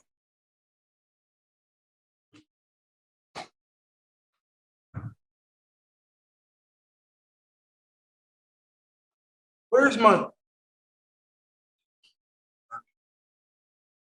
I could tell you roll for me. That would be 5 dice, sir.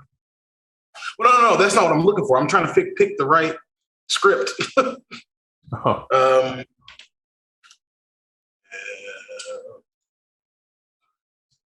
Do include your hunger dice. Don't forget that. Yep.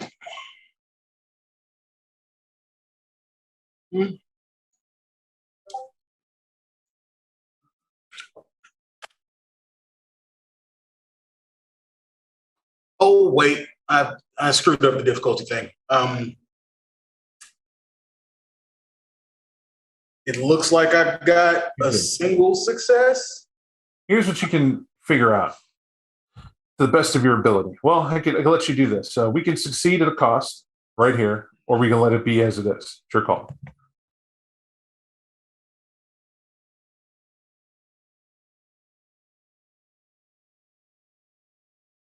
I'll succeed at a cost.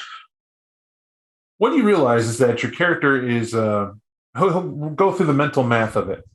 I mean, you threw her behind you, and maybe that's what happened to her, maybe not. You don't know for certain what happened to her, and it's irrelevant. What it is that he has information after the fact that continued on. It's clear that he would have connections with the police to know that, though. He couldn't just know that in the raw, and that was that. He wasn't there. He could have went there after the fact, but what would have told him would be an empty building and whatever. That's as far as it would get. He even knew about a severed head and an investigation there. So you can assume he's connected by other means to see all that done. That is insight for you because how do you follow into an investigation where you yourself are not equally connected? Right, directly. You would have to rely on what you guys know to figure that out. Why I said that's at a cost, because what I'm not telling you, and I'll let you know this as a player, is that whether or not how close you got to be able to figure out an easy way to get through this. So I'm telling you there's a success here. It's just not the success you needed to easily see through this issue. It's not necessarily a penalty you're taking.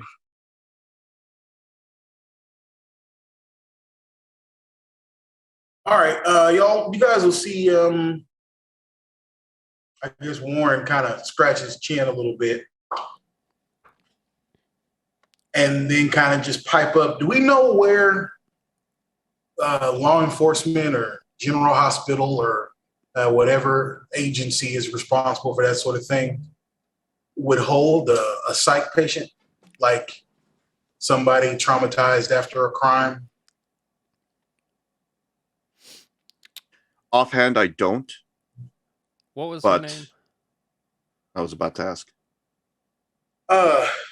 Celia. Mike forgot again.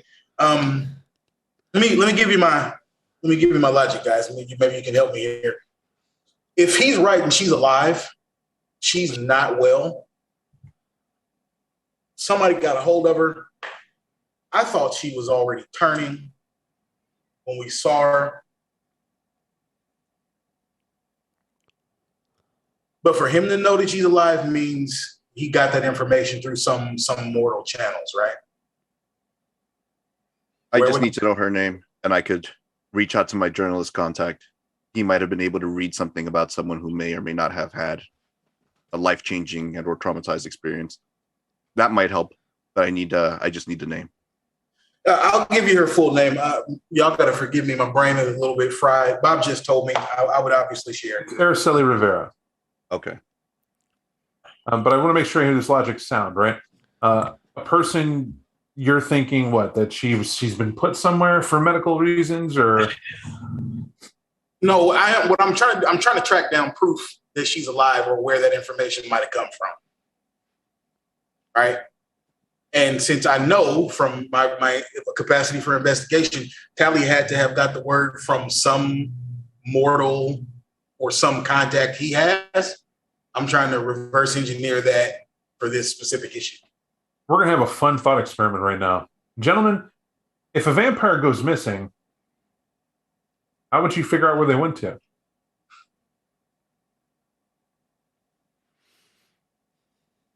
But I tell you what, let's figure out how you know they wouldn't have gotten to. Would they have been put like a crazy person inside of a place where they couldn't harm themselves or others, like a holding tank at a police station? Once dawn comes, they'd find that corpse. Sunlight is generally available in places like that. I'm pretty sure we would have heard about something like that at this point. All right, so that we're doing elimination easy, right? So we know that she wouldn't be put in some hospital if she's what you say she is. We know she's not going to be put in some jail cell. We know what mortal would have her then, if that were the case. Ah, shit. It would have to be like I mean, it's either, like Second Inquisition or whatever, or, Damien would know more about it. Like, here's a classic mistake a lot of people make when they're trying to think through a thought experiment. You can't provide information that isn't there. What do you know? You control what you know and nothing more. What are the facts as known to you? She did. Right? As far as you know, she dead. That's what you believe, but you have someone who says she's alive. Those are the facts. Now, since you have those two avenues, what could be going on here? That's more speculation. But how would you find out is the question. That's what an investigation is. We know what the problem is. We know what's been stated. We now have to prove one way or the other whether she's alive or dead. Well, there might be some leads to follow at the scene of the crime. I also just want to Google her name to see if she showed up in some missing persons report or in the news at some point. So Google Foo is interesting, Mr. Sabat, heathen monster. And Brennan certainly is good at that and can just type it in and see what goes on. But let's rely on an old sheet to see exactly how Ramsey would take to that, if you wouldn't mind. To that end, we're going to look at something. Yeah, let me think your roll with the diff here. Please tell me you did. Yes, I could let that. Whew. Reason being, I'm even thinking about this. There have been several points in the past where Ramsey was just watching the news and there was some relevant piece of information, right? So what you're doing is wits investigation. But I'm taking away 3 dice because you don't have Google to guide you. Your guy has no ability to successfully use Google. That is more. You're a tracker. You're a scout in the old world sense, right? You went and did it. That's how you figured it out. What is my hunger, sir? That one more time. Oh, I'm sorry. What is my difficulty? I know what my hunger is. The difficulty is going to be 3. Okay. Off by 1. So I'm saying to you, we can succeed at a cost. We can re-roll some dice. How do you want to do this? I will succeed at a cost. All right. What it is that you're like a 80-year-old grandpa Mm-hmm. using Google on his new smartphone that his grandson named Michael Michelli just showed him how to use. And you do the one button system. You got the phone out. You're like, okay, it's GOOGLE. I hit the key. You guys are watching him do this, right? He goes through it. It takes like 5-10 minutes. It's not hard. On Google, you put in her name and you get a whole bunch of stuff. Apparently, it says that this person is the daughter of a media magnate that has considerable amounts of money that's in her name. There's an entire company that she's a part of that want to know where she is. She's been missing for some time that you could see, but all that money's still in her name. And man, is she rich. That's what one page says. Another one says that she's involved with some sort of rock star out of Chicago. You have no idea who this guy Brett is, but it's Brett something or other. It looks like some super hot, sexy guy at the club with her dancing, and that's interesting. You have no idea who this idiot is, but they were dancing out of the Blue Velvet, of all places, is where that photo was taken at some sort of after party from a concert held at the Rosemont, as they call it. That was back in 2014, and it's great and all, but you're just looking at constant pages that get worse from there. There's apparently Araceli Rivera that lives in Texas, and there's another 3 that you find are it's connected on an ancestor site. Mm-hmm. And you're halfway through, Ramsey, thinking if you have the money to sign up for the ancestor site, because they claim to give you the address. All the places, how old she is, where she's at, her genealogy tree, whether she's Native American, and vaguely you're like, that would help you figure out how she would hide. Depends on the tribe, what she knows. It makes sense. And you guys are looking at him for the last 15 minutes of him staring at his phone, and he's just randomly like, yeah, it's interesting. I didn't know that about her. A lot of people want to find her. She's been missing for a few years now. She has a lot of money. She really has a lot of money. It's like an old guy going through being shocked that he's been given the secrets of the world at his fingertips. For anybody else, in particular, Slappy and Sullivan, I'm thinking, actually, even your buddy from the Sabat knows, as I suddenly forgot Mike's name, back at you, Mike. Your character's name, Warren, excuse me. Warren's in media. You know how to damn well use technology, the cell phone, the whole nine. This guy's just reading the hits off of Google for the popularity of the name, and even not even certain which one's correct or not. Hey, we're short on time here. She's rich, you said. Yeah, she was in the Blue Velvet some years ago. What year? Whatever. Ancestry. I can get her. Well, it would just take. We don't us have to time for that. laundromat. Focus, Ramsey. We only have until Tally gets to meet with the prince. Well, Yo, check her Instagram and Facebook and all the social media. I mean, I can't figure out how he knows, fellas. He did mention Damien, and I'm pretty sure you folks probably have a better in with Damien than I do. I haven't really had to speak to him recently, but maybe he might be worthy of reaching out to. In isn't the way that I would put it, but yeah, me and Damien have a relationship. He put his neck out on the line for me once, and yeah, hoping that this, I don't know if that call will go the way that we want, but I can certainly reach out. The worst he's going to say is no. That or we're dead, but every way I see it, we're dead. That seems to be the most common thread. But hey, this is what we signed up for. You want to reach out to him, Slappy? Slappy like gives like a nervous like yeah, I gotta pull my way for the coterie, right? You know, take the L, and he's like pulling out his iPhone and like sliding through contacts, and like he's like, all right, I'm gonna call him, and he's like hitting Damien. Sullivan gives him that winning, like, you can do it smile. The smile that he gives, like, every housewife that he's come across as a life coach, and he turns the shine on. You got this, Slappy. I believe in you. It's about the 4th ring. You're going to hear it pick up, and You can tell when somebody's driving in a car, moving around, and all you hear is "sup." Very youthful, very direct. Slappy will just hit him with the, sup, Damien? Long time no talk. Been wanting to. What's up? You don't even know me like that. I don't know why you even trying to front. What you need?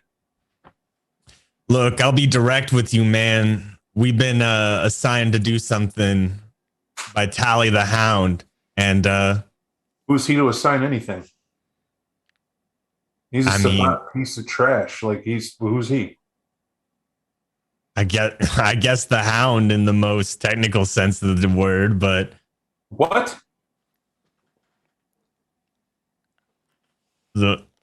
am I? Mute the phone. Mute the phone. One sec.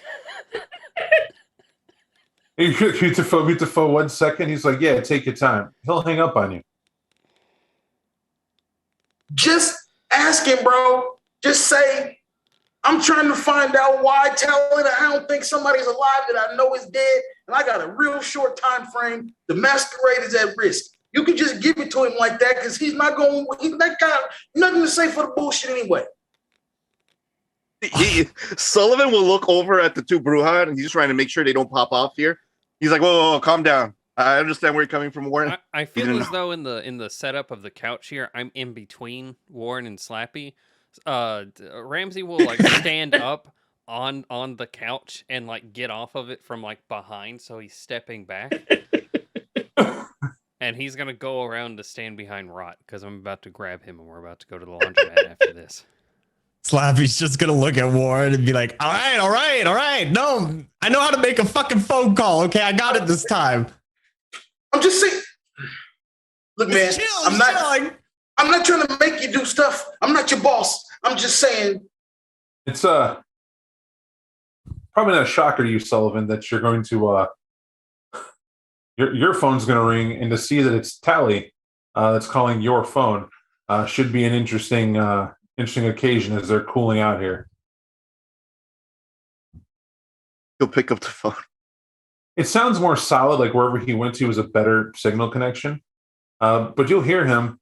Perhaps I didn't impress upon you the significance of my standing compared to yours. I think there's a bit of misunderstanding. I thought I made it clear that I needed you to do something, and to you to do something meant being in my good graces.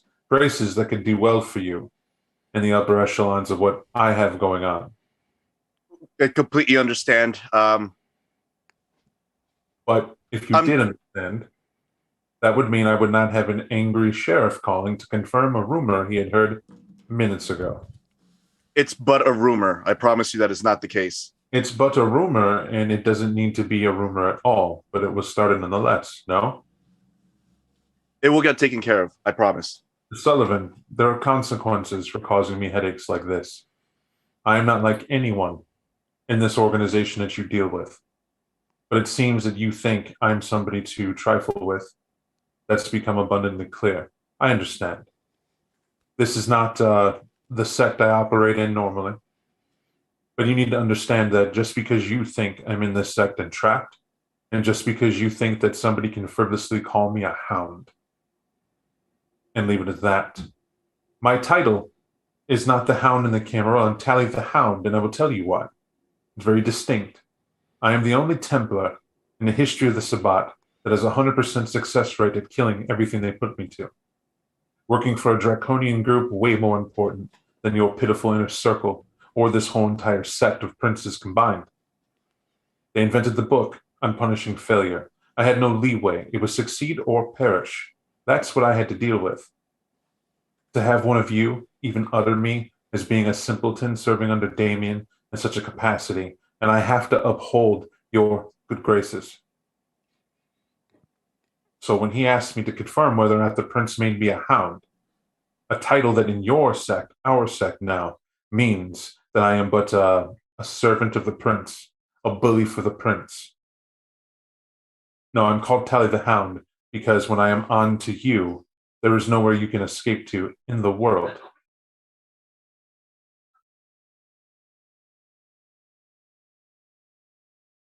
I do apologize. It is not going to happen again. I am attempting to educate.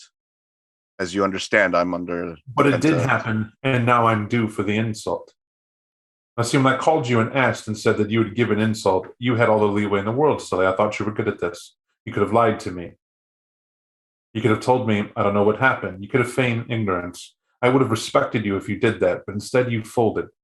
I asked and you simply went with it. And now I am to be compensated. I believe that's how it works, no? You have my marker. Well done. He'll hang up. He'll bite into his fist. You can give me resolve composure. I think that's, it's just like every call. You're just getting that ratcheted down. Yeah. I mean, Slappy's the one that caused the riot. You guys were out there that happened. The things it's just like a shitstorm that's just rolling downhill that was caused. And it's just like, you're going through seeing that bomb blast was a lot bigger than just an ice rink. Right. There you go.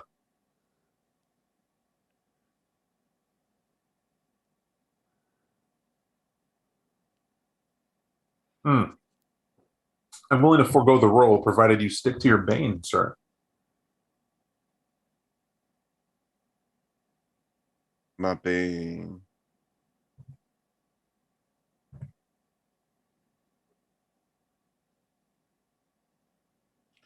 Would you be able to remind me, sir? Take your time. I just want to see if that's even plausible for you. There's a certain type of way that you have to be for the bane of your clan, and please look that up. If you don't remember now, it's because either haven't felt that you've been role playing it, or you have.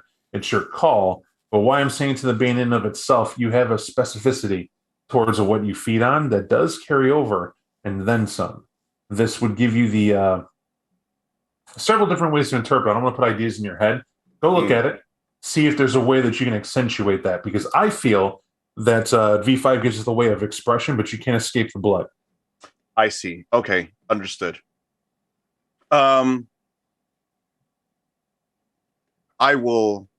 I'll take the bane. I will allow that compulsion to wash over him. I would say that the compulsion that you're feeling with that, add this one effect: the hunger that's growing in you, and you can't stop thinking of a preferred part of town that you like to go in. And where you're always hungry, you weren't particularly starving before, but this anger is just making you think constantly of them. It's baby needs the binky, is the other way to put this. Yes. He'll he'll think about it for a second before he raises a hand. He's like, this is what's going to go down. I want all of you to listen to me right now. Stick to the plan. You, and he'll point over at Slappy, say exactly what it was that him, and he'll point over at Warren said. We can't give anyone any fucking leeway with anything. Until then, it's all lies, rumors, fugazi. It doesn't exist in the fashion that it does. And if anyone asks you, you feign fucking ignorance. I had to take it on the chin because I have to do so. And that's fine. I have to jump on grenades for you. But anyone asks, just act dumb. Just completely act dumb as best as possible. I just need you to ask the questions. In the meantime, though, I need to get my head on straight. I'm going to go out and get something to eat. You said her name was Rivera, right? Ursula? Ursula Rivera, yeah. I'll call you guys when I find something. And he'll start heading out. Sully, do you want me and Rot to check out the laundromat apartment? There was that thing that was there. If you could find anything fucking helps. We're on the clock, gentlemen. Anything you could do would be great. All right. I'll tap Rod on the shoulder, and I'll grab that bus pass. Ramsey's not laughing or smiling at it, but he does take it, and they head out after Sully. Yep. I'll leave the Bruja to do Bruja things. Leave the Bruja to do Bruja things. I like that. I can dig it. Slappy's gonna like look at Warren and pull out his phone again, and he's like, I got it. All right. And then he's gonna he's gonna call Davian again.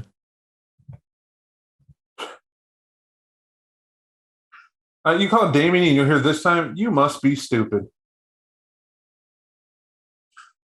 No, and I mean, yeah, I've been told by some people, but look. I'm beginning to understand why you call Slappy. Yeah, why's that? Why don't you talk for you say take yourself to a direction you can't bury yourself out of? You know what I mean? Like you call to talk to me, now you got attitude. So I get to have attitude because you talk like a punk. You need something and don't know how to ask, and you can't make it a normal phone call. It's always with you people. You calling to say something like, I owe you, or some other bullshit. You can't just be like, hey, Damien, how you doing? Hey, Damien, sorry to bother you. Let me respect your time and say, hey, you busy doing something? I could use your help. You could just say that. You could set that shit up. Instead, it's like, hey, false bullshit. I like you. And then some bullshit you about to tell me. So why don't we just skip that? Put your foot in the mouth ahead of time and just tell me what the fuck you need. I'm looking for a woman named Arcelia Rivera. We had an issue previously with her and thought that she had, hit the final death. You hear him take a deep breath and an audible sigh escapes him. And he'll just listen, I'm gonna interrupt that slap because you got two idiots sitting in that group that know damn well about it. Someone from my camp asked them to help out with a problem already. Already. You hear Warren just jump in there. He can't hold it no more. Look, man, this problem should have been dealt with. We're not trying to bullshit you at all. All I'm saying is somebody thinks she alive. She ain't supposed to be. Matter of fact, I know about 99.2% she ain't. And I just need to help or figure out why anybody would think that. That's all. That's the only reason we call. You hear what sounds like honking of horn, like maybe a traffic stop someone should go or whatever. And you'll hear him turn down music and he'll go, okay. It's like that. I thought we took care of that. Right. See, your man went ahead and chopped off someone's head with a certain cleaning device, and that's fine because they got no evidence for that, except that there was a head severed with enough strength to do that. That's been handled. Right. I was told that's been handled. That's cool. It got handled. That handled means it's handled. Now, where she went, great, she gone, but I don't know why we were looking for her in the first place. Right? Yeah, me neither. Like I said, I'm like 99.2% she dead. Why would you telling me she dead? I think she dead, man. How you know she dead? I was running from the thing that ate her, man. Oh, you were running from so now you know that something ate her and you just telling me now. Look, you Sabat boy, if you killed her, say you killed her. I didn't. You didn't kill her, but you know what killed her. You didn't say what killed her because now it's relevant because now you say someone knows she's still alive. No, man. I'm saying she dead and somebody thinks she's still alive and the person who thinks she's still alive trying to fuck me up. You get what I'm saying? I'm hearing what you're talking, but you're not picking up what I'm putting down. So I'm going to say this plain. I'm going to white this up for you. Ready? What's going on is we went and handled what was a disturbance that could have been a breach of the masquerade told by your group. You guys handled it. You and Ramsey specifically when you first got here. This led to you being invited to come to an Elysium, remember? Yeah. Well, then what the hell are we having this conversation for? Now you telling me that ain't the case? No, I ain't. Look, you know what? You shit. I ain't got to lie to you. Man, Tally thinks that we let some rando go run off after that thing that was handled. And it's going to be a problem when he talks to the prince tonight. I need to know why he thinks that so I can fix it. That's all. Yeah, that's we're gonna have at it now. I gotta talk to the prince too, because that guy told me that he didn't know what the hell was up with that girl. Now you're telling me that you went there and you know what she was about? And something ate her. Something ate her? Yeah, what that something look like? Like an obscurial. You seen that Harry Potter movie? Like a big cloud of black hell. You making fun of me?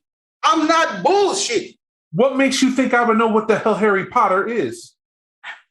Damn it, it's a movie, man. It's a movie. Okay. It looked like a big cloud of black hell. I can't, there. That is I'm sorry. Did you say it looked like a big cloud of black, like shadow? Sure, but it wasn't shadowy though, man. You touch it, it's gonna touch you. Oh, I'm sorry. I don't think you realize what you just said. I think you just helped me out a lot. I appreciate it. Don't worry about it. I'll go back in and triple check that. I'll see what that really went on then. What you told me was open and shut. Something else. Can't trust these goddamn Lasombra, right? I got you. Don't worry. Good looking out. And he'll hang up. Slappy's just gonna like look at Ward and be like, I think you might have got Tally in trouble. Yeah, well, he can join the club. We need to get the fuck out of here. Let's go. Let's go. Get your shit. Slappy's gonna start like grabbing his stuff, and he's like, where the fuck? Where are we going? We going to the laundromat? Like what? We getting in a car. We gonna call Sullivan.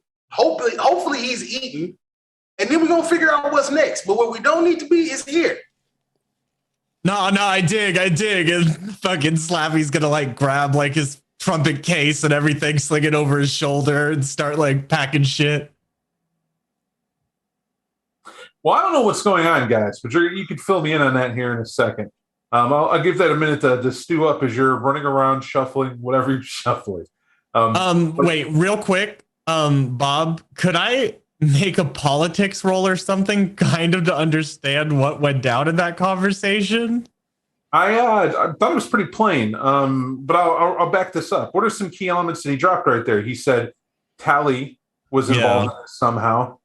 Tally didn't stick his neck on in that investigation at all. You guys, if you're in that scene, you were there. The sheriff is who you contacted coming in, doing a solid for that. It's how that went to, which is why you were even involved in that situation. And that was that point blank. So to turn around now, and for some reason Tally's involved, that is interesting that he's involved. But that woman was terrified of what when you got there? Right.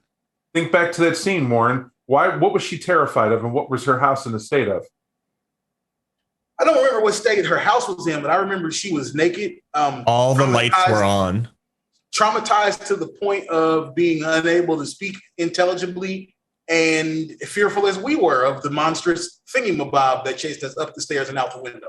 It wasn't fearful like you were. All the lights were on, and they were all diverted to one room. She had lights in every section of the room she was in, and she was naked, sitting in the middle of that room, afraid to leave anywhere that was shadowed, darkened at all. There were no doors on the inside of her house, as that description was given to you. All very odd.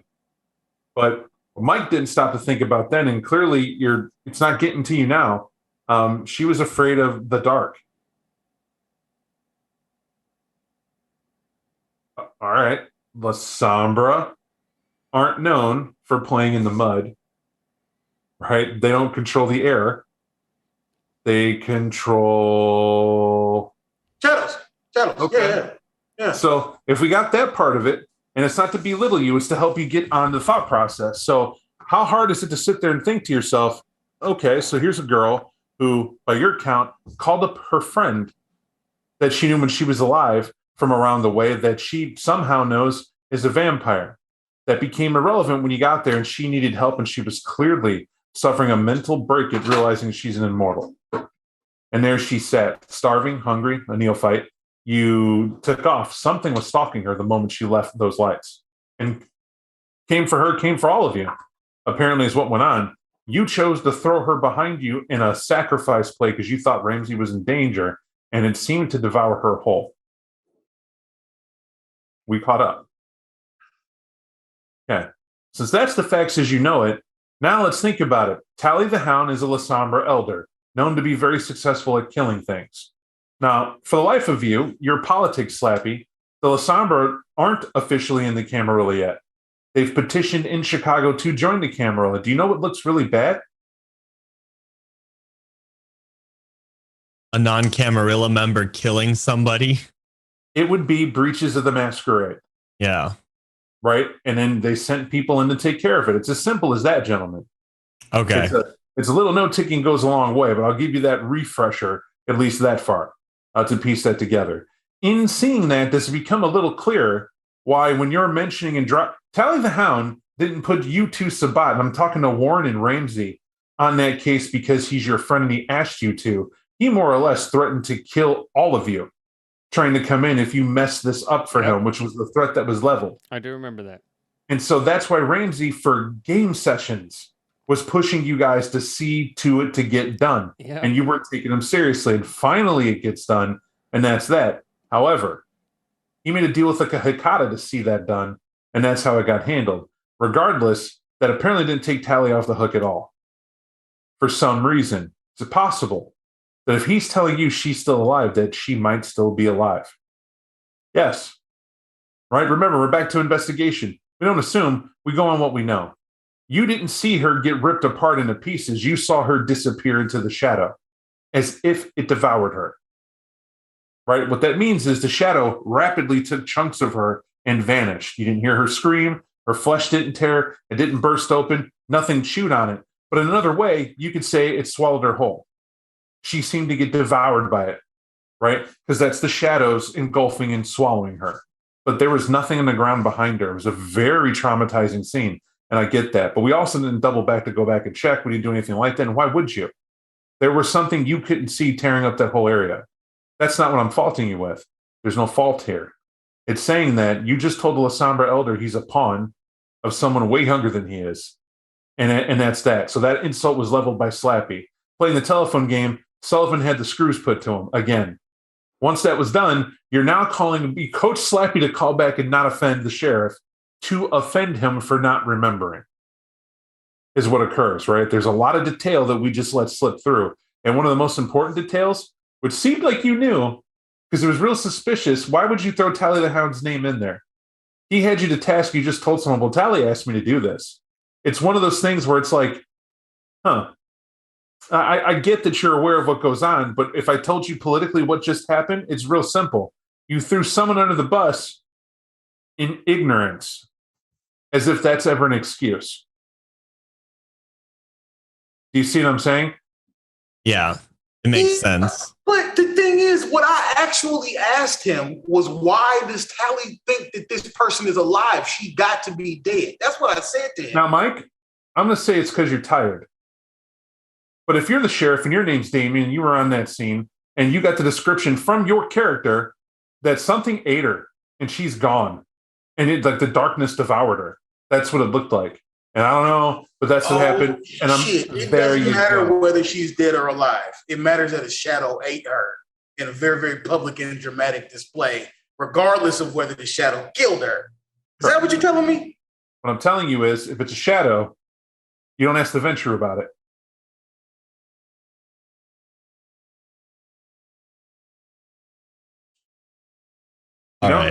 If I go to your organization another way, and you're the United States of America, and you know I work for Putin, I'm from Russia, and I'm in the KGB, it's actually still around, and I come over and apply a job for Secret Service to the President of the United States, and I tell you, no, seriously, Putin's a dick, I don't work for him anymore.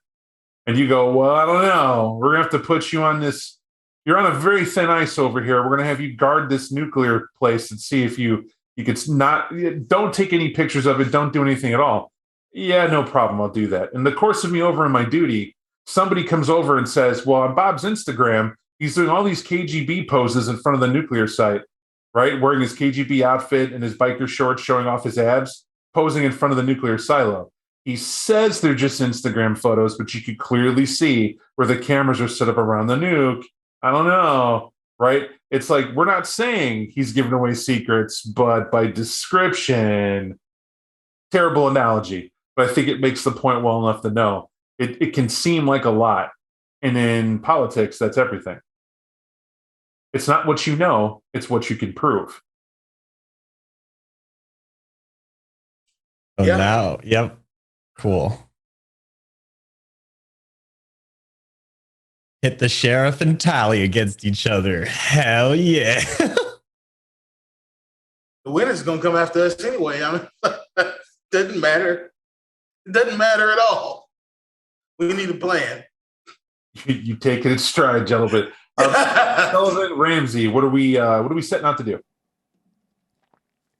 Sullivan is well, on Sullivan's end, he was going to go feed. He needs to scratch that itch, especially considering what his coterie is putting him through, and he needs to be surrounded by and or infused, if you will. You know how people have those like O2 infusions? He needs an ambitious person infusion. He needs to know that Sullivan only knows how to succeed, so he's got to get some num-nums.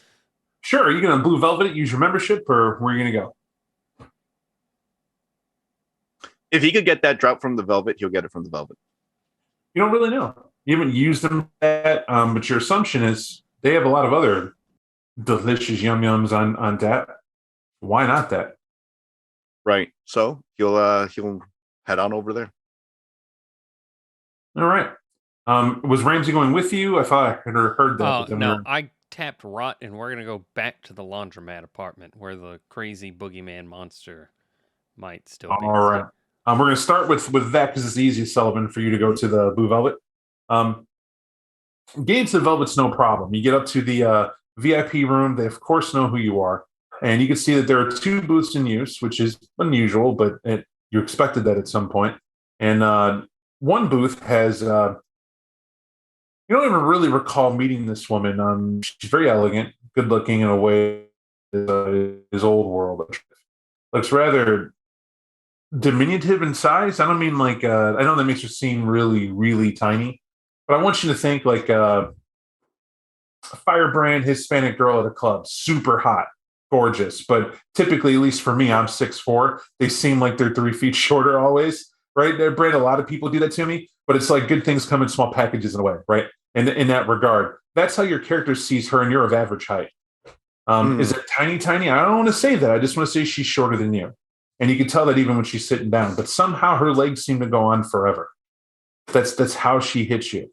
It's not that she's just in a dress. She's wearing a tight red leather skirt is what she has on. And though her legs are crossing to the table and nothing lewd showing, her blouse is open and she has the faintest hint of blood that's wafting off of her. And you realize it's because either it dribbled out of the glass she has, which smells like a refreshing citrus after scent that's on the air. You are suspicious it might be a spray maybe she has or what have you. Clings to her well. Brilliant green eyes and dark black hair. She herself not of Hispanic descent. In fact, their skin's pale like everyone wants that dark, gothic, pale, vampiric encounter. She seems as if the succubus came alive and now sits at the table. And the funny part is that she's ignoring you. Somehow that's more appealing. You're at the bar, and the fact is the curtain's open, and she has her glass with 2 fingers on the stem below. She just sort of rotates the blood around in it. And she seems to smell from there, and she doesn't raise it to her lips. She's like letting it breathe, you would say. In fact, you remember when you were alive as a mortal, it's like a big thing with wine. It was very snobbish to appear to enjoy a glass more than drink it. And that's what it is that she appears to be doing. He'll first take a seat at the open spot as he starts ordering his drink, but every now and then he will take a look over at her, and that does capture his attention, right? Why isn't she paying attention to me? Hell, have I ever seen her before? And even more so than that, why is she so comfortable with her drink in the fashion that she does? Most people would at least feign to look human than just to play with blood. But I guess that also makes sense considering, all right. And he'll wait until his drink comes towards him, but he will keep an eye on her. And if anything at all, he might drop those subtle hints of like, yeah, I'm looking at you type of ordeal. Like, I'm kind of like, I see you, but if you catch me seeing you, then I'll just kind of faintly wave to see if I could create conversation. Trying to make an impression to give you a leeway to have a conversation. Is that what we're talking about? Right. I like first impressions as much as the next person. Give me 1 second. Sure. How about you lend me a charisma? And I really like a lot of roles these days. Describe to me your approach. I mean, I need to roll it all because you have an interesting skill set. But what is it that you're trying to do? Are you trying to titillate her into noticing you? Are you trying to make an opening statement, like a come on line, or what is your approach? Titillate her into noticing me. Like, hey, there's other people. There might be other kindred at the bar, but I'm probably the kindred to speak to. It's a very bold statement, Cotton. I know. Not going to steal your thunder, though. I mean, bold statements are the name of the game, right? But that said, Sullivan, go ahead and give me your charisma, and I'm going to say this is performance. Why this is you're doing it wordlessly, and you're trying to do a certain thing. I almost want to say, let me skip performance. I actually think this is more persuasion than anything.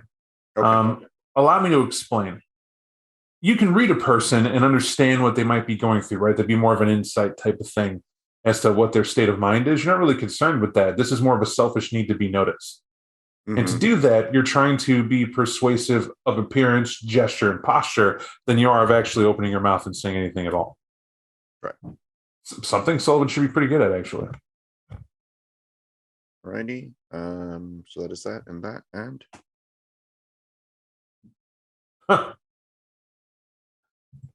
Man. There are many roles that you can make in a game.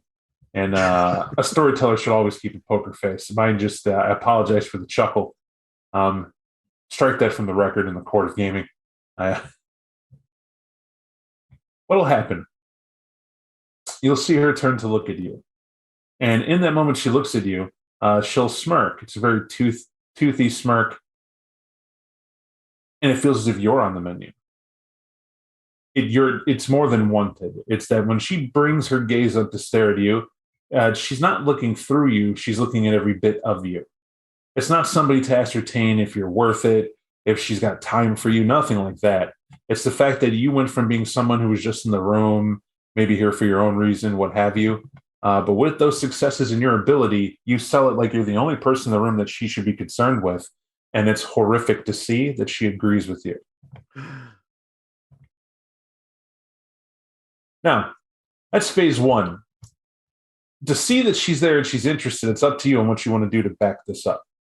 I'll leave that up to you. There's many ways she can handle it. How would you like to pursue this if you're going to pursue it?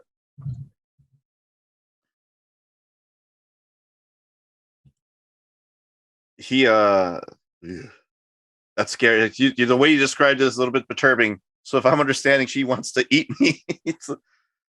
Didn't say she wants to eat you. I simply said that it's a hunger she doesn't conceal. You're not certain if it's companionship or not, but you know she's a vampire. And she definitely stares at you in a way that only women seem to carry the lust well. Men look predatory when they're in that moment, very serious like that. But women seem like a huntress. It reminds you of a predator cat. You don't know if they want to play with you or devour you. You're never certain, right? You know what I'm talking about? Right. I hope you're lucky enough in your life to have seen that look. But that's the aspect. And because of that, that's what you're looking at. You're able to read this really well. He real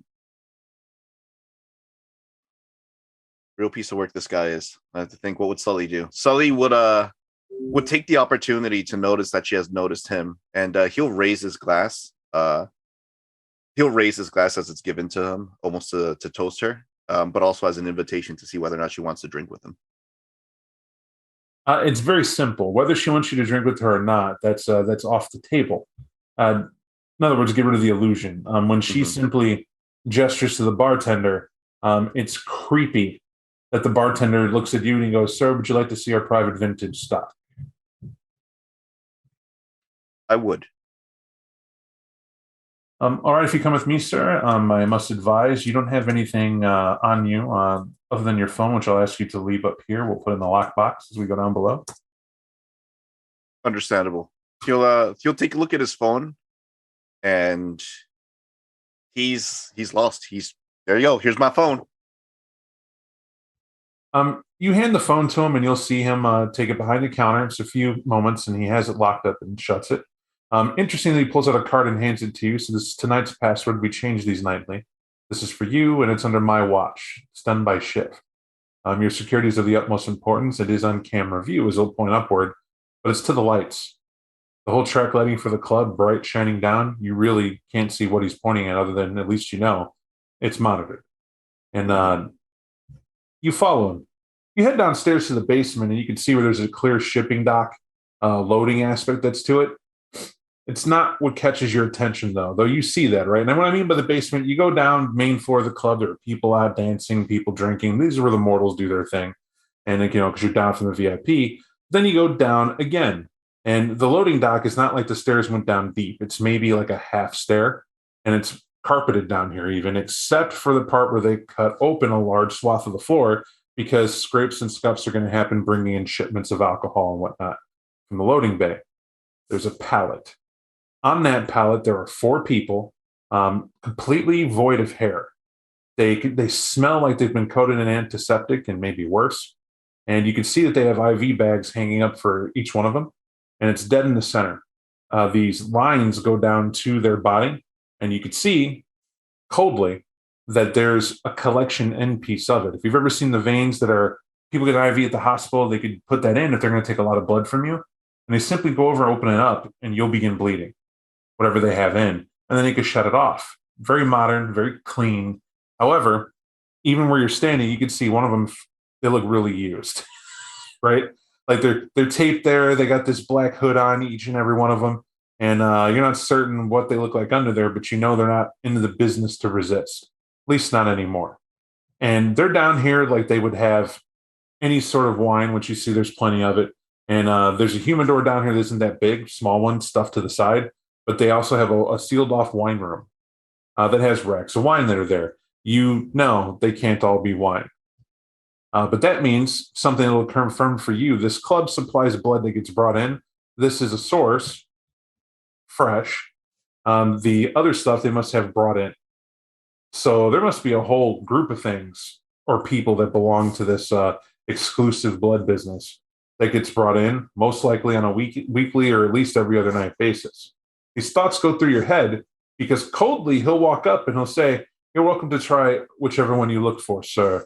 The lady made an assumption, and it is this. The most ambitious of individuals, this gentleman tried to steal stocks directly off of Wall Street, and he was procured in New York.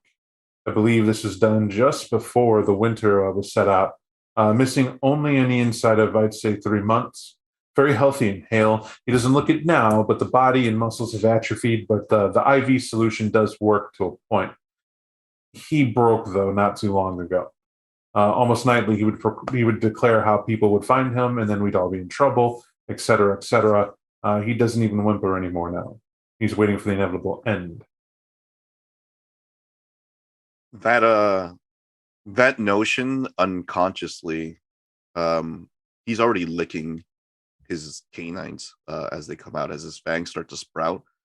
The facade of being the combination of many things, one being in front of a person who was ambitious and at least attempted to get out of it, being not only of his palate, but seeing that he has the opportunity to feed in this and being an escape from all the shit that he's been dealing with, only further allows him to not have to blink and just keep his fangs out as he looks once at almost the same way you would, like, really I could just a little nibble. He'll approach and he'll try to feed from. He's not exactly sure how he could feed from.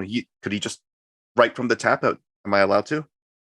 So it's a simple thing. You're like, "Should I do that?" And he'll smile and he'll nod his head. It's as you wish.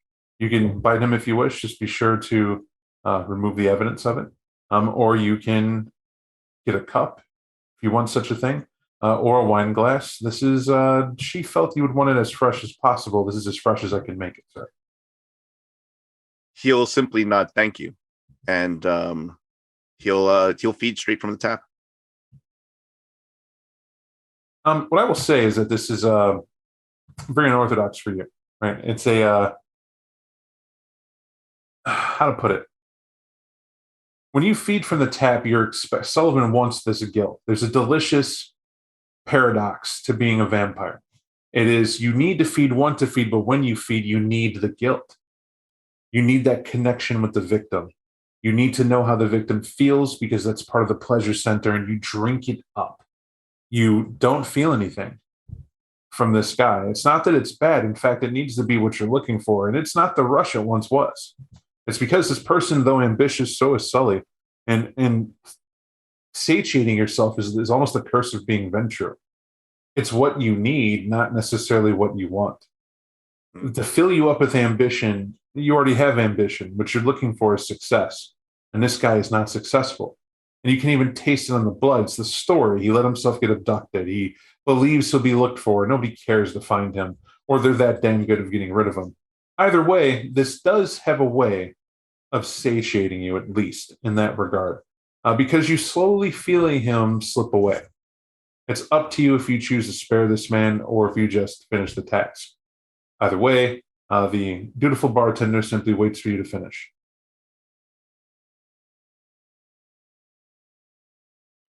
He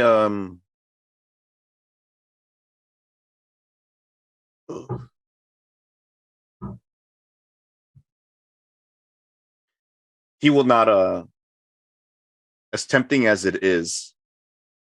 Actually, Bob, I'm conflicted. And by beast both being this guy, if he's not as successful and considering the night that Sully had, it would almost be he's so disgusted by the fact that even though he's getting satiated from this supposed ambitious person, it's almost a thing to just let him go and feast off of it and just do it because he has the opportunity to. On the other hand, his more rational side or the human side of him says that he doesn't need to further slip from where he currently is. But I don't know, me as the player, don't know how to balance that at the current moment, considering he's at Humanity 5. So I would like assistance from the storyteller with where my character would probably go or what would assist with that. But I tried describing to you, I'll just do this in different terms. It is a description of your humanity I'm trying to give, to convey the emotion that you can't connect to this guy because you don't feel sorry for him. Right. Whereas DJ has a soul, and you could definitely feel that this would suck to be this guy. What a terrible position to be in. You can't relate to that as Sullivan. Like, there are people who are victims, and man, life sucks, it happens. But Sullivan, at this point, where his humanity's gotten to is that some people ought to die. It's that simple. It happens. If there were more honesty in the world, they would make it to where it's more black and white for what people do. Stop giving chances to people who just take advantage of the chance. They don't improve from it. They just, you ever heard the phrase, you're not guilty because you feel sorry, you're guilty because you were caught? Right. That's as Sullivan sees it. And because of that, if you feel guilty because you were caught, let's just kill you and be done with it, because that's more honest. I don't want you to live to do it again because we know you're not going to learn from it because you were caught, is the mentality. And that is a problem for Sullivan. I'll give you that, because that is a thought in your head, but you pick your morality. Everyone does. You're responsible for your personal morality. What I'm telling you is a reflection, and all humanity is you're staring through society's eyes looking at you ethically. You're trying to apply the ethics of humanity from a human perspective to Sullivan's personal morality and what it has become now. Does that make sense? Right. So if you feel morally you're trying to be a better person, then this would be a guilty moment. But you would still have that thought, I'm not really attached to this, but this isn't going to help me improve myself either by feeding in this capacity. At the same time, you do want this feeling done, and it does appeal to that bestial part of you that says this is as it should be. This is feeding at its finest. Why do I have to run around and try to catch a meal on the go when I'm Ventru? This is what success tastes like. It's brought to me in such capacity. There are lessers to take care of this for me. Right. So that being the case, then, because of he needs to succeed, he needs a win, and this is a personal win for him to. Tough choices have to be made, and the tough choice he's going to make now is to exsanguinate him. You do so, and as you have no choice. The inevitable sanguination for you does swallow that humanity with it. That's a willful death that someone's going to take. But being where you are now, it won't be again. Not for this. If it's for feeding and feeding's sake, you're well beyond taking guilt for the loss of life in this capacity. That's really what this is. And why I would say it's a breaking moment for your character, I want you to think as the elders do. And right around, if you need a rating, right around where you were before this, that's more or less how elders approach it. I should really be better, but right now it's to my advantage not to be. It's a light switch. I try to be as humane as possible when it doesn't hurt me.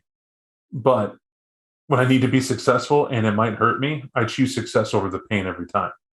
Right. Well, now you're to the point where whether the light switches up or down, I could care less about. I will do what I have to do to get it done. And it's a ruthlessness you can drink, and you do so. However, this doesn't help the bartender. So when you feed from, I'm assuming you just bite into them. You're drinking at the neck at that point, and very dominant aspect. When you're done and you realize the neck itself, and you almost feel beneath you to lick the wound afterward, but he did ask, and it would be untoward to not comply with the request. He'll gulp hard and just blink once and nod right this way, sir, as he'll take you back upstairs. You're handed a kerchief as a courtesy and dab accordingly, and he'll take it. When you get back up top with her, she'll grin and just look at the bartender, and he'll nod before he even gets to the table and go back to the behind it. She'll have your phone, and she'll put it down on your side, and she'll just smile. I like how you handled yourself. You did that. You did that to impress me, no? Her voice, because Bob definitely doesn't have this. It's honey on the eardrums. He drunk on feeling completely satiated. He has like the itis, and he's falling for that honey voice because he's now intrigued. He's like, that was, thank you. That was actually quite perfect. It's exactly what I needed this evening. It's membership privileges. You're a member. I just haven't seen you around. I often think that you can learn a lot by how someone feeds. Are they reluctant? Are they go-getters? Are they brutal? Do they need to be? There's a certain simplicity in enjoying what you are and not having to be an animal about it. I applaud how you chose to do it. It's interesting, though, as you approached it, it was like, I don't know. It was a while since I felt that urge to be rushing off to something you maybe weren't a week ago. You ever wonder what it was like to stand in the sun?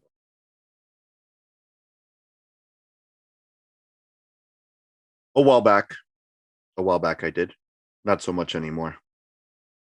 You're practically a baby. Look how you dress.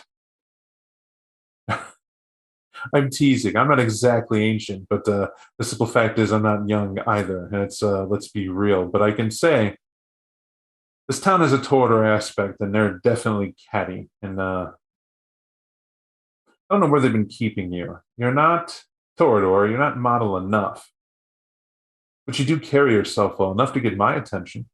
Tell me, who owns your portfolio, or is that something that top secret? I have to pay for it now too. I thought I did with the potential to have some life poured back into you. It seemed like you were stressed.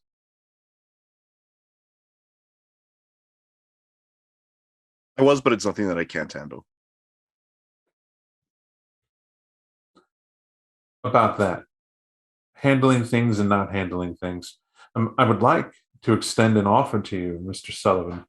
I know who you are because there was a certain meeting that was set up. You chose to ignore that meeting. I'm assuming I don't have to go further in this. No, I understand. Now, I need to make perfectly clear to you, I'm not the people you were supposed to meet with. I'm the person who makes it her business to know everything about those who would rival me, those who might try to get in my way.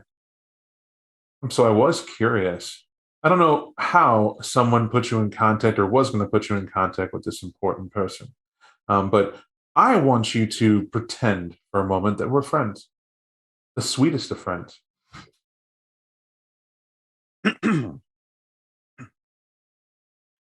Very well. And his eyes will kind of dart between her and the phone for just the first second before he's caught back up with her, trying to. She knows too much. How does she know too much? But at the same time, poker face. I don't know how to work the phone. She'll slide it back to you.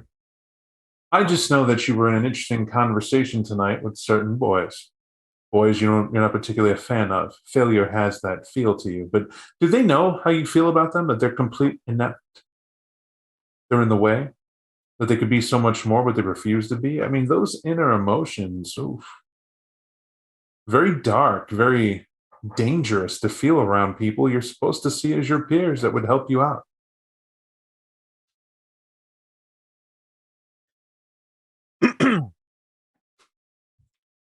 It's my duty to bring them up to par. I would add to growing that duty. pain. I would think that part of that duty is for you to understand that political vacuums happen in the city, and Kevin Jackson is not the only source of power around here. There's a whole entire council of people that owe favors to others, and you never know who could be a friend. I'm looking for a friend, and I particularly enjoy what happened at that park, but I'm afraid I don't quite have the facts. Were you there? I witnessed what happened. When she gets up to kind of slide over to your side of the booth and leans against you, you feel giddy, alive for the first time. Like that first time you ever went to the theater with that girl you like and had a crush on, and you were going to get that kiss. You knew you were going to build up, and you finally had the courage to do it. That hyperness, that heart pumping sweat that builds up as you thought that she might move forward to kiss lips. How ridiculous does that sound now? Like as adults now, right? That we put that much pressure on that moment, yet Sullivan can go back to that moment and feels he's right there.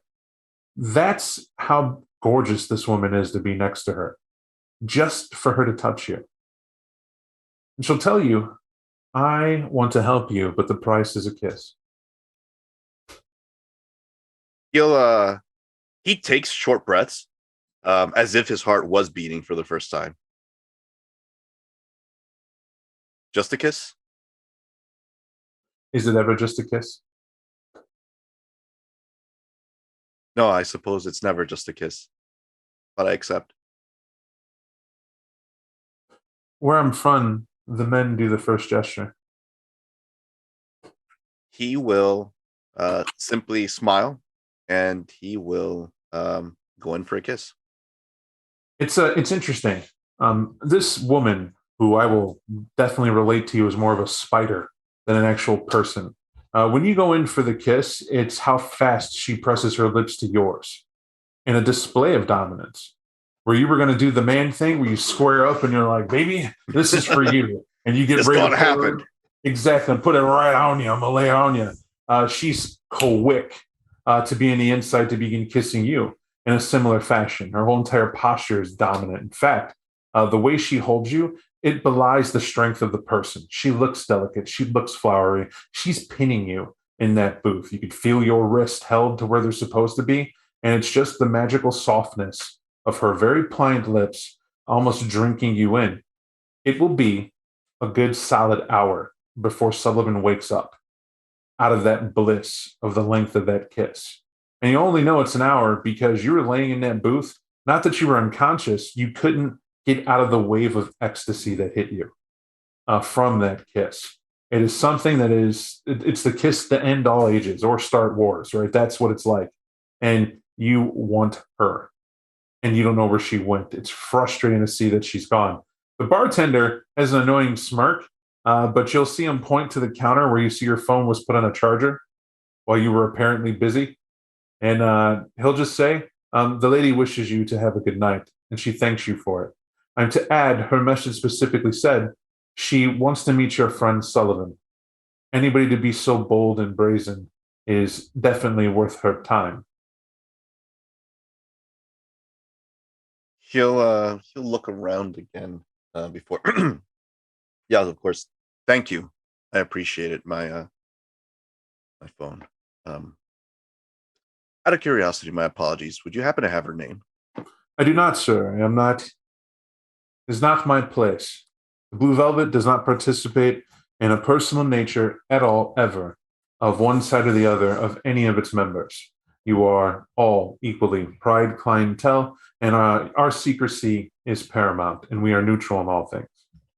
Right. Thank you. He'll pick up his phone and he'll proceed out. Like an hour. What the fuck was I doing? Well, I And, can tell you what 2 other people were doing in that hour. Sullivan's figuring it out. Hey. Right. Gentlemen, you get back to the laundromat night and day. When you were there before, Ramsey, this was smashed out and dark, and it looked seedy, and there was police tape up, from a previous investigation. Mm-hmm. You recall that there was an apartment that complained about noise and looked like they might have been condemned. You remember that? There's like a weird sign out front. None of that's there. Oh. Fresh coat of paint, everything's new. The laundromat's up and open. There are people inside. You are cracking up because there's a couple having an argument about the fact that one laundry machine was supposed to be at 60 degrees, the other one was at 40 degrees, and they're telling you the garment wear for cotton and the other one's for this. And this girl has green hair, it's a mohawk, and on half her head that kind of dangles to the side, and she's in boldly panties. She's standing boldly in black panties because you realize she whipped as you walked up her clothing into the washer and slammed it as she's getting the correct stuff where it has to go. But it belies she's attractive because of her boldness, not just her appearance. It's more that she has the gall to break this guy's balls in front of God and country, right? Like not giving a damn what she looks like. This is about his ineptitude to handle her freaking garments. Mm-hmm. And the guy she's with would be considered a classic musclehead. The dude has like the muscle shirt where it says, some cute tagline about be large, live large, leave a good coffin, right? Some ridiculous tag that you care less about. This guy is about as tough as a body can be sculpted to do, and he belongs more in a photo shoot than he does in a pit fight. If this guy knows how to fight, you were mortal 5 minutes ago. It's whatever. This dude's just a good lifter and knows his diet regime. But from the way he holds himself, he believes he's king of the world. However, not right now. Because when you guys come walking in and she's yelling, he literally moves to cover her up. And she's like, get over it. Like, he's like, hey, get your clothes on. She goes, please. And walks over and sits down and grabs a newspaper and they'll use my freaking clothing. $50, Chad. And she'll yell across the place like, oh, Jesus. He'll walk over, give you space. That's comical to see. It's also eerie because the washer they're using is the one you left the head in, Ramsey. It's like it's even better, right? A delicious little tidbit. But this is a laundromat. They got vending machines. There's soaps. In case you forgot them, they're overcharged to no end, and it's the way capitalists do their laundry. Mm-hmm.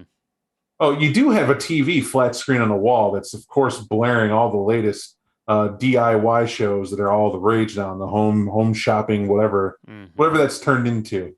It's a weird channel. I forget the name of it, but that's the popular one it's on.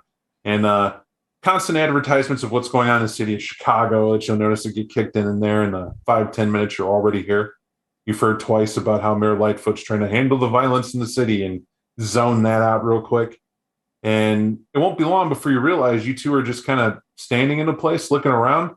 And for Rot, it's the fact that there are people staring right at you. Now, Ramsey, if you look at Rot's picture, it's not the end of the world, but he looks like a severe burn victim. Yeah. That's looking for the next Spawn comic to go at Al Simmons on. And that's the appearance, but people are looking at him like, oh, shit. Like, what are we going to say? He has the old military jacket on, and it's like, okay. We're just going to play some Snake.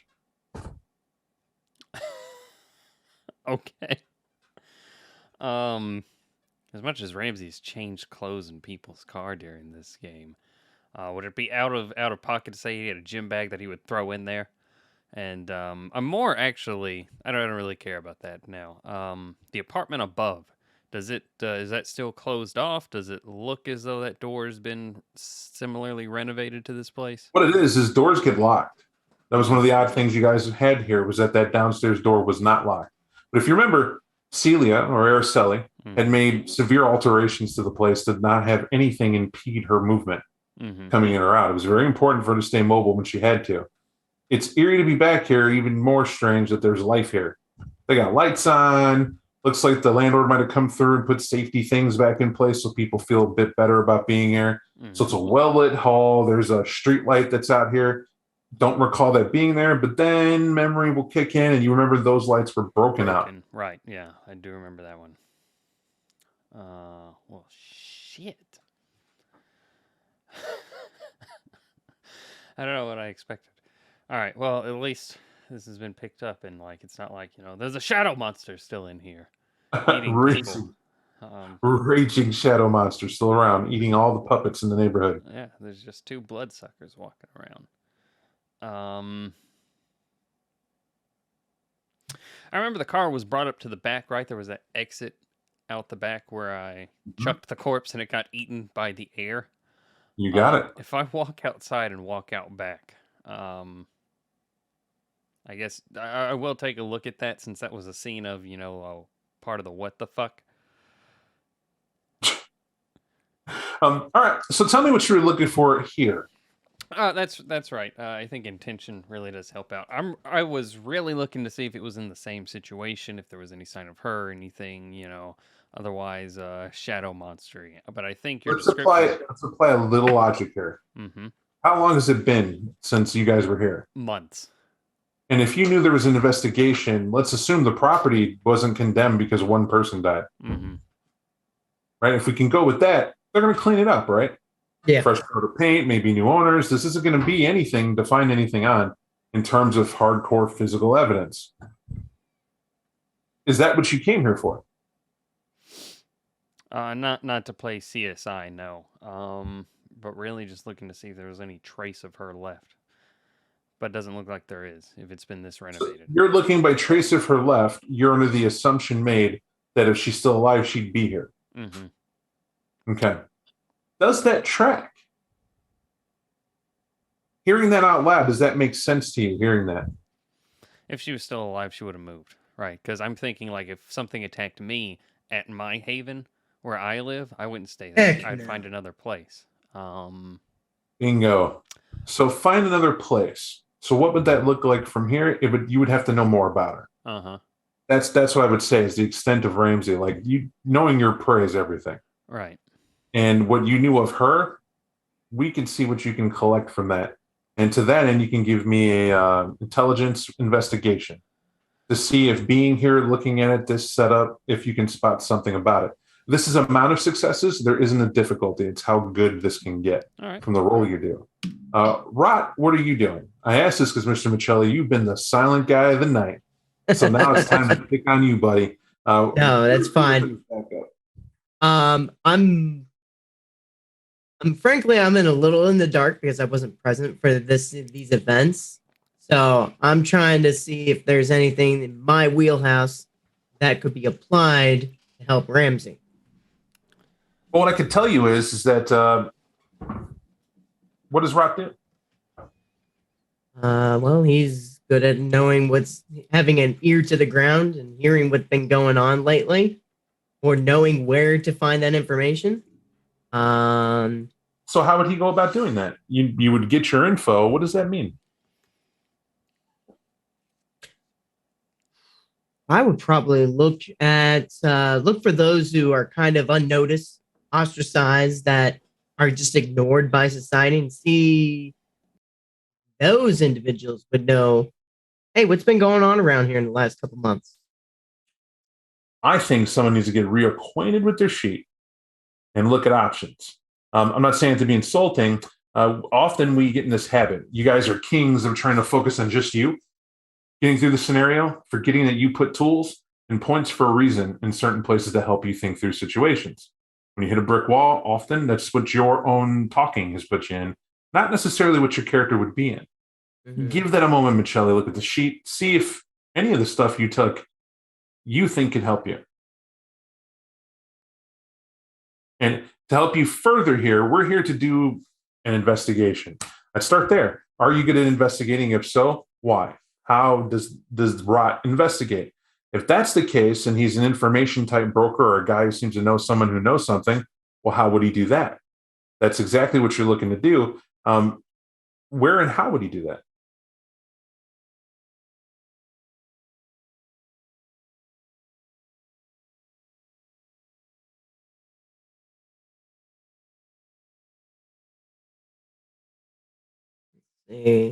Seeing a couple options that we could go with. One being looking for signs of this being a place where kindred pass information through my merit, or that's interesting. What do you think? What makes you draw that conclusion? Because what I see you doing, this is my perspective. You're saying Bob's giving me a puzzle game of what I have on my sheet could work. What key do I have fits the lock Bob put in front of us? That's not what I'm doing. Okay. What I'm saying is we're telling a co-story right now. Yes. And this is rot in this story. He gets here knowing a kindred was here, they said, but they don't really give you much to go on, that the shadows got some poor girl that was here months ago. Right. Okay. That's all you know. But you're saying your character would investigate this if he could investigate this by doing what? They did give you a name, but how do you think Rock can use the information you have now to get it done?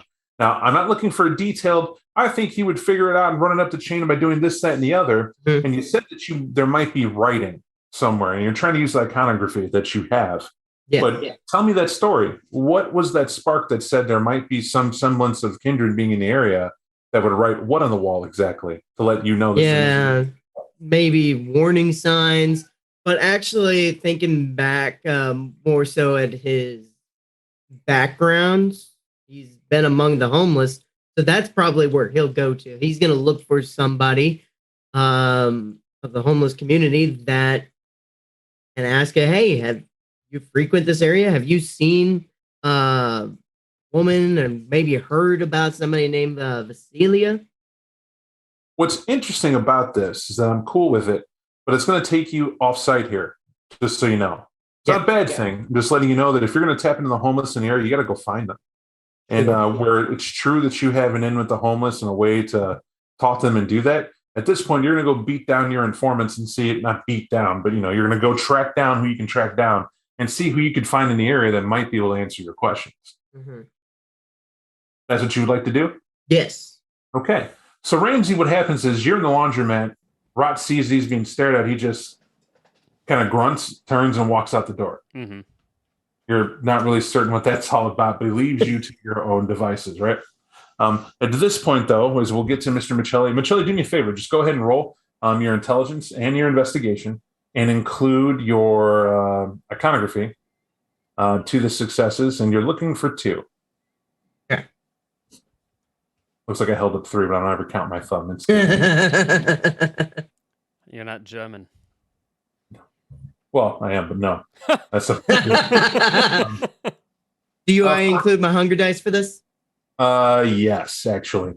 Ramsey, for the effect of what's going on, you didn't hit a brick wall. What it is you start putting this together. Fresh coat of paint. They got new this. That's been turned on. Laundromat's the laundromat. Who would be in her apartment after knowing that happened? That's an interesting question. And when you go to look on the plaque, just look down a list of names, you look, and it's literally a Johansson. And you're like, okay, it's kind of a weird name. We'll just leave it at that. It's not S. Johansson, right? It's not nothing so obvious, but it's definitely a Johansson on there. And that's all that's here. The people at the apartment have last names. 4 apartments, 4 names, but at least they're all separate at this time, and it looks like it's new.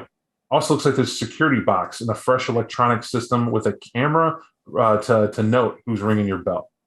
They sprung to make this place feel safe.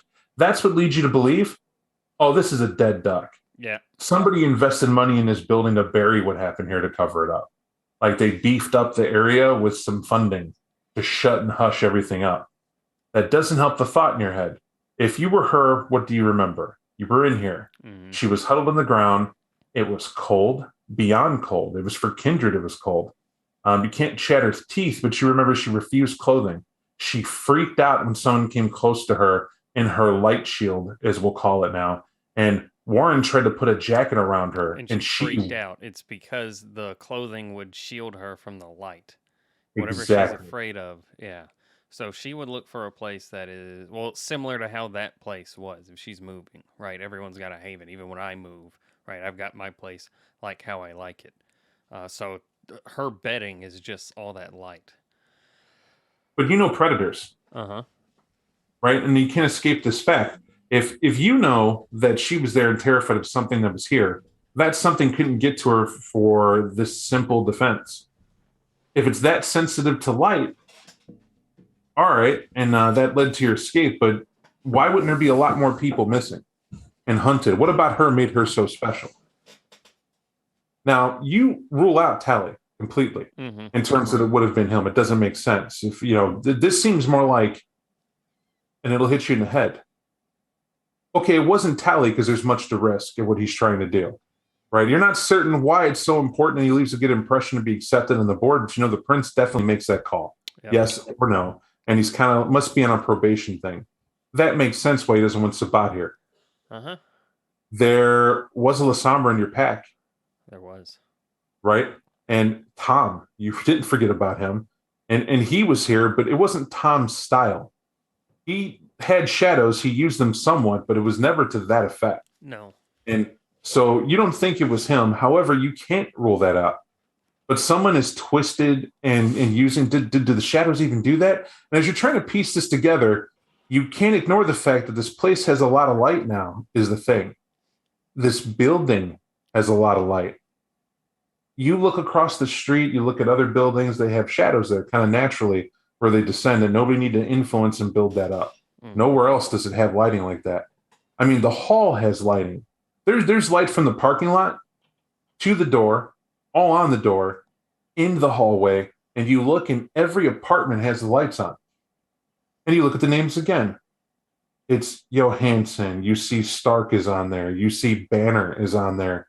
And the fourth name is literally Johnson. These are fake fucking names? This whole thing is set up. This is like her dream of what it would have been. This would have been perfect for her with this amount of light protecting her. I don't think those are real names.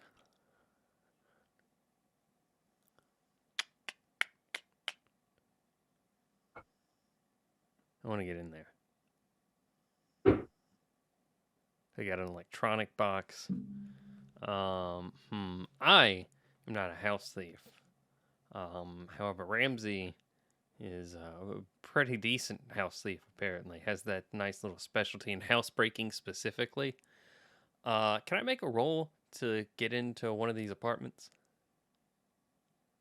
I can tell you without the roll, if you're trying to get in without causing noise and to get past it, you need tools for that. You're at a dead end without those tools. Newly acquired skill set, though, says that you might be able to cut your way through a lot. Guarantee you could. Problem is, that might set some things off.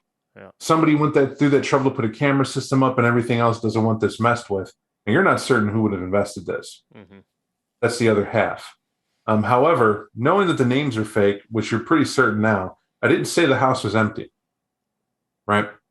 Looking at this again and getting farther back, even you can just listen for a little bit and hear that someone's walking around upstairs. You can hear the loud sound of a TV. Let's say it is fake and someone threw up there. It's not that the apartments are fake. They're quite real. The names are fake.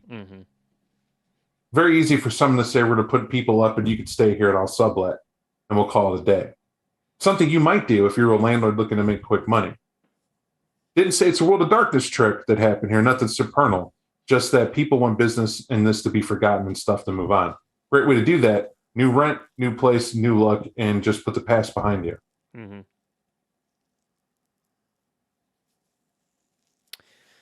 While I do have those tools that Kane gave me, as some previous friends would have once said, I would rather come back here with actual tools to do this job adequately. All I'll right. note this for later. I'll have downtimes, but I'll head out front rather, and wait to meet up with Rot. You got it. It's weird to you. When you're outside, you're looking at the apartment, you look around for Rot, you don't see him. You even a couple times go, Rot, where'd Rot? Nothing. It's just you standing out here. Meanwhile, me who ditched my friend, also known as Rot, you're walking around checking out the signs for it. You're literally looking at city graffiti. And no matter where you go in the city, it's here, but this is a lot cleaner. You can tell that there are projects that were like, it looks like the city, you want to put graffiti everywhere, then put the right graffiti where they want it. There's a nice uplifting mural celebrating Black History Month. It's not far from this apartment complex, so you know the type of neighborhood appeal they want to get out there. There is one that says one United, one city, one stand. And you see a beautiful Chicago flag and everything else that goes with it. And it looks like a nice big picture of Mayor Lightfoot was put up there, at least polite enough of her to be standing there. Like clearly somebody feels in the city she should be there. But that's where you see the graffiti is actually quite cruel, knowing what to look for. What you see is that it is Mayor Lightfoot if you lit a matchstick. Knowing what she looks like, someone put her in her worst light up on here on this mural, but you'd have to look close enough to see it. The crow's feet in the eye, the over detailed stress. They even gave her the weight they didn't need to give her. Like it's as close to an actual photo of real that it could be. And you don't want that. When you get put immortalized on any art, you want at least the best features to go up there. And the artist didn't feel she deserved that. And that's what you see showcased here. But you are also able to follow along this interesting signature and tag of these projects. It's within 4 blocks that you get. And you see that there's a little newsstand that's out there. A lot of drinks that you could buy here. It's like you don't even know certain he legally could be here. It looks like that maybe during the day, this would be another facility altogether. You can see where the wheels are still on underneath it, though the blocks are out and the slats are out to make it look like a standalone booth. This guy's working the counter, no big deal. Where he's the focus, it's the 2 guys sitting on the outside of the booth just chatting, yelling up at him as you're walking up on the scene. Now, you're not obvious, you have your ability to not be in the scene. You can approach it as you want to. But what you have here is a conversation where the newsstand guy, bored off his ass, is finishing some sort of soda, and the other 2 are down outside sitting on the grass, even though it's chilly out. They're just cool in the gang. And he's like, so this is the guy in the booth. What you guys don't realize is that holding down a business in this city is a lot like always having someone have their hand in your till. Think about it. Every drink I give away to you guys for free, if I choose to do that, I'm just agreeing to pay for your share. Like, just because it's a capitalist society don't mean we live as actual hidden socialists, right? That's what this is. We all chip in. That's what taxes is. It means we all pay for everybody, even those who don't have a job, like you 2 lazy bums. You don't want to work for what you have. You're just going to rely on me to give you stuff. And that's okay because I get bored. And the occasional soda is no big thing. But really, guys, you got to do something with your life. The 2 guys he's talking to, this scam. First off, one is a older guy seeming, meaning the dude's really in his 40s. Yeah. But he tries to carry himself as being far older, at least late 50s, early 60s, right? Over accentuates how uncomfortable he is, even though you can see the fitness. This guy's a panhandler. You see him walk all over the city. You've caught him at odd parts of the week in certain areas, and he's always in the popular areas to get around. Calls himself Young Larry, which is also ironic. Says his name's Young Larry because he's always complaining about stories he couldn't have been a part of. He tells you how hard it was in the city during the Industrial Revolution. You should have been here when slaughterhouses were the thing. He knows about all of them. He knows about getting shortchanged, working back-to-back shifts, people not getting paid, and unions suck. Larry has a story for everyone's story that they have. He is the guy that outdoes the tales that get told him as it goes along. And he's about to get into a tear with this poor newsstand owner who must not know how Larry is. The other kid's a little unknown, and that's the one you're kind of interested in. He looks like maybe 16, and telltale sign must have been a recent runaway. Has the backpack, all his favorite stuff's thrown in, and it's his favorite because he's the only young homeless kid that still has a, you're not really certain which version of it is. It's some type of Game Boy, but it looks like a color screen. You're not real certain. You don't stay up with that such nonsense, but that's what he has, and he has it out like no one would beat him up and take it from him. Which leads you to believe that maybe Larry looks out for him, but he has a drink. He has his big old jacket on and a hoodie that's on underneath that. It looks pretty fresh, I'd say inside of a week at least. He's made a bad choice to leave home wherever he was. And you get that because the clothes aren't old enough. He doesn't have the homeless crusty on him enough. And what I mean by that is we sweat as human beings. You develop a funk shield after a while. It's like the bacteria in dirt forms a defense against other bacteria in dirt. This territory has been taken. He doesn't have that look yet. He's not unkempt enough. But his hair is down to his shoulders, like he probably needs a haircut. Telltale signs that maybe he does carry it a lot shorter than that. But he does have a hungry look. In fact, he keeps staring up at the fact that Larry's eating out of this bag of cheese popcorn, hasn't shared any of it. And the kid's absently tapping on the buttons, looking at the bag of popcorn. They still haven't noticed you.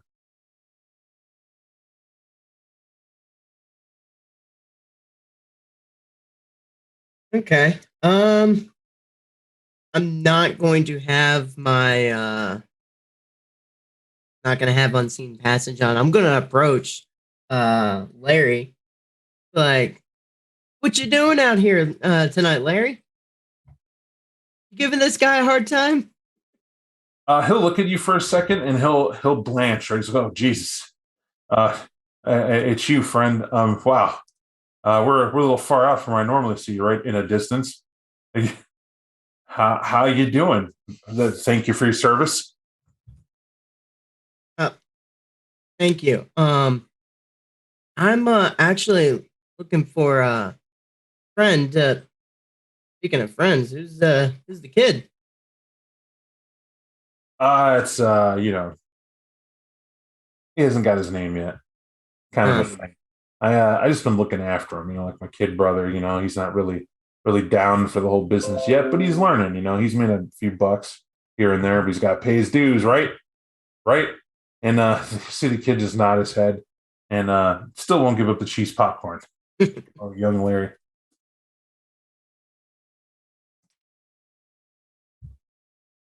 okay. Yeah. Oh yeah. Yeah. So new to all this, you hang out with Larry long enough, you'll figure out how it works. You'll figure it out. Or else you better get home and wisen up.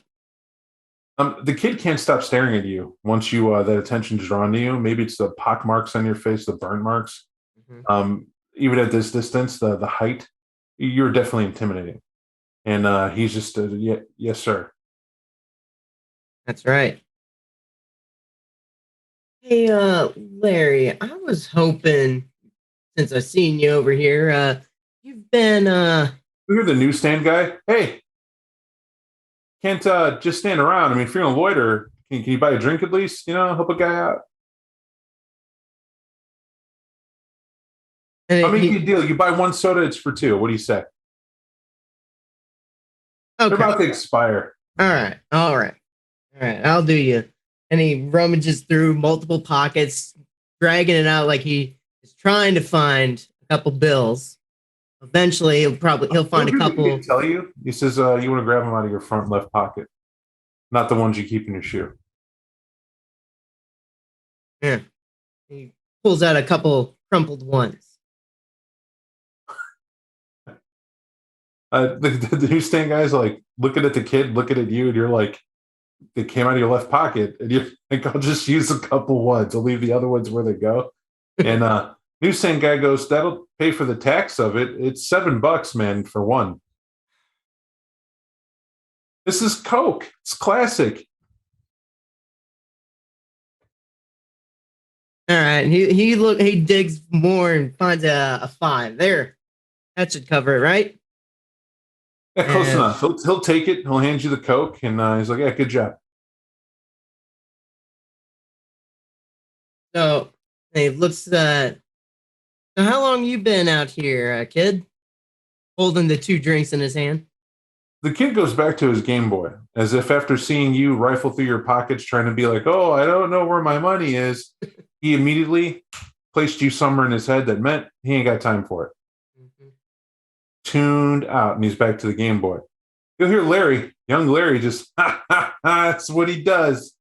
This kid, you see why I put him under my wing? Like you're there, you're relevant, or you're not. Doesn't have time for chit chat. What can I do for you, my American soldier? You found old Larry. I know you were looking for me. Here I am, and don't you know it? I too like greenbacks for information. What can I help you with? I'm looking for a young woman who used to be over near the laundromat. Actually, blonde, blonde lady, yay tall. I think the name was Vasilia. Some blonde lady named Celia by the laundromat? Yeah, just to live over there. I'm told. Could you be any more vague? Like a laundromat randomly somewhere? Lady Yeah, named the laundromat that's about four blocks down. I'm tell you that you were never told what she looks like. You were only given a name.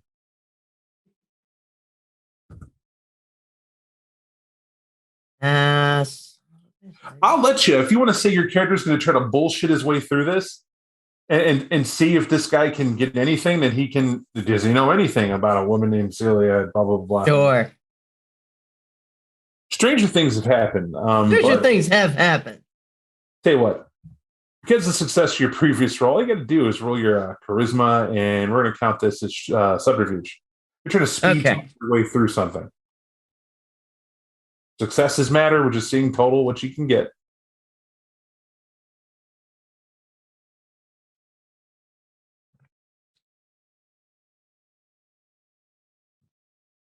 All right, we can leave it as is. You could succeed at a cost. What would you like to do? We'll succeed at a cost.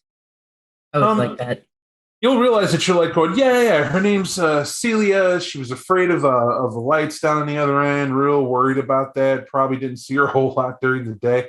And her feeding ground was near that laundromat, is what happened, and that's kind of where she hung out and what she did, and that's what happened. And you'll see the kid look up, and he'll look at Larry, and Larry will look at him, and Larry just shake his head, and he's like, yeah, Celia, that's who you meant.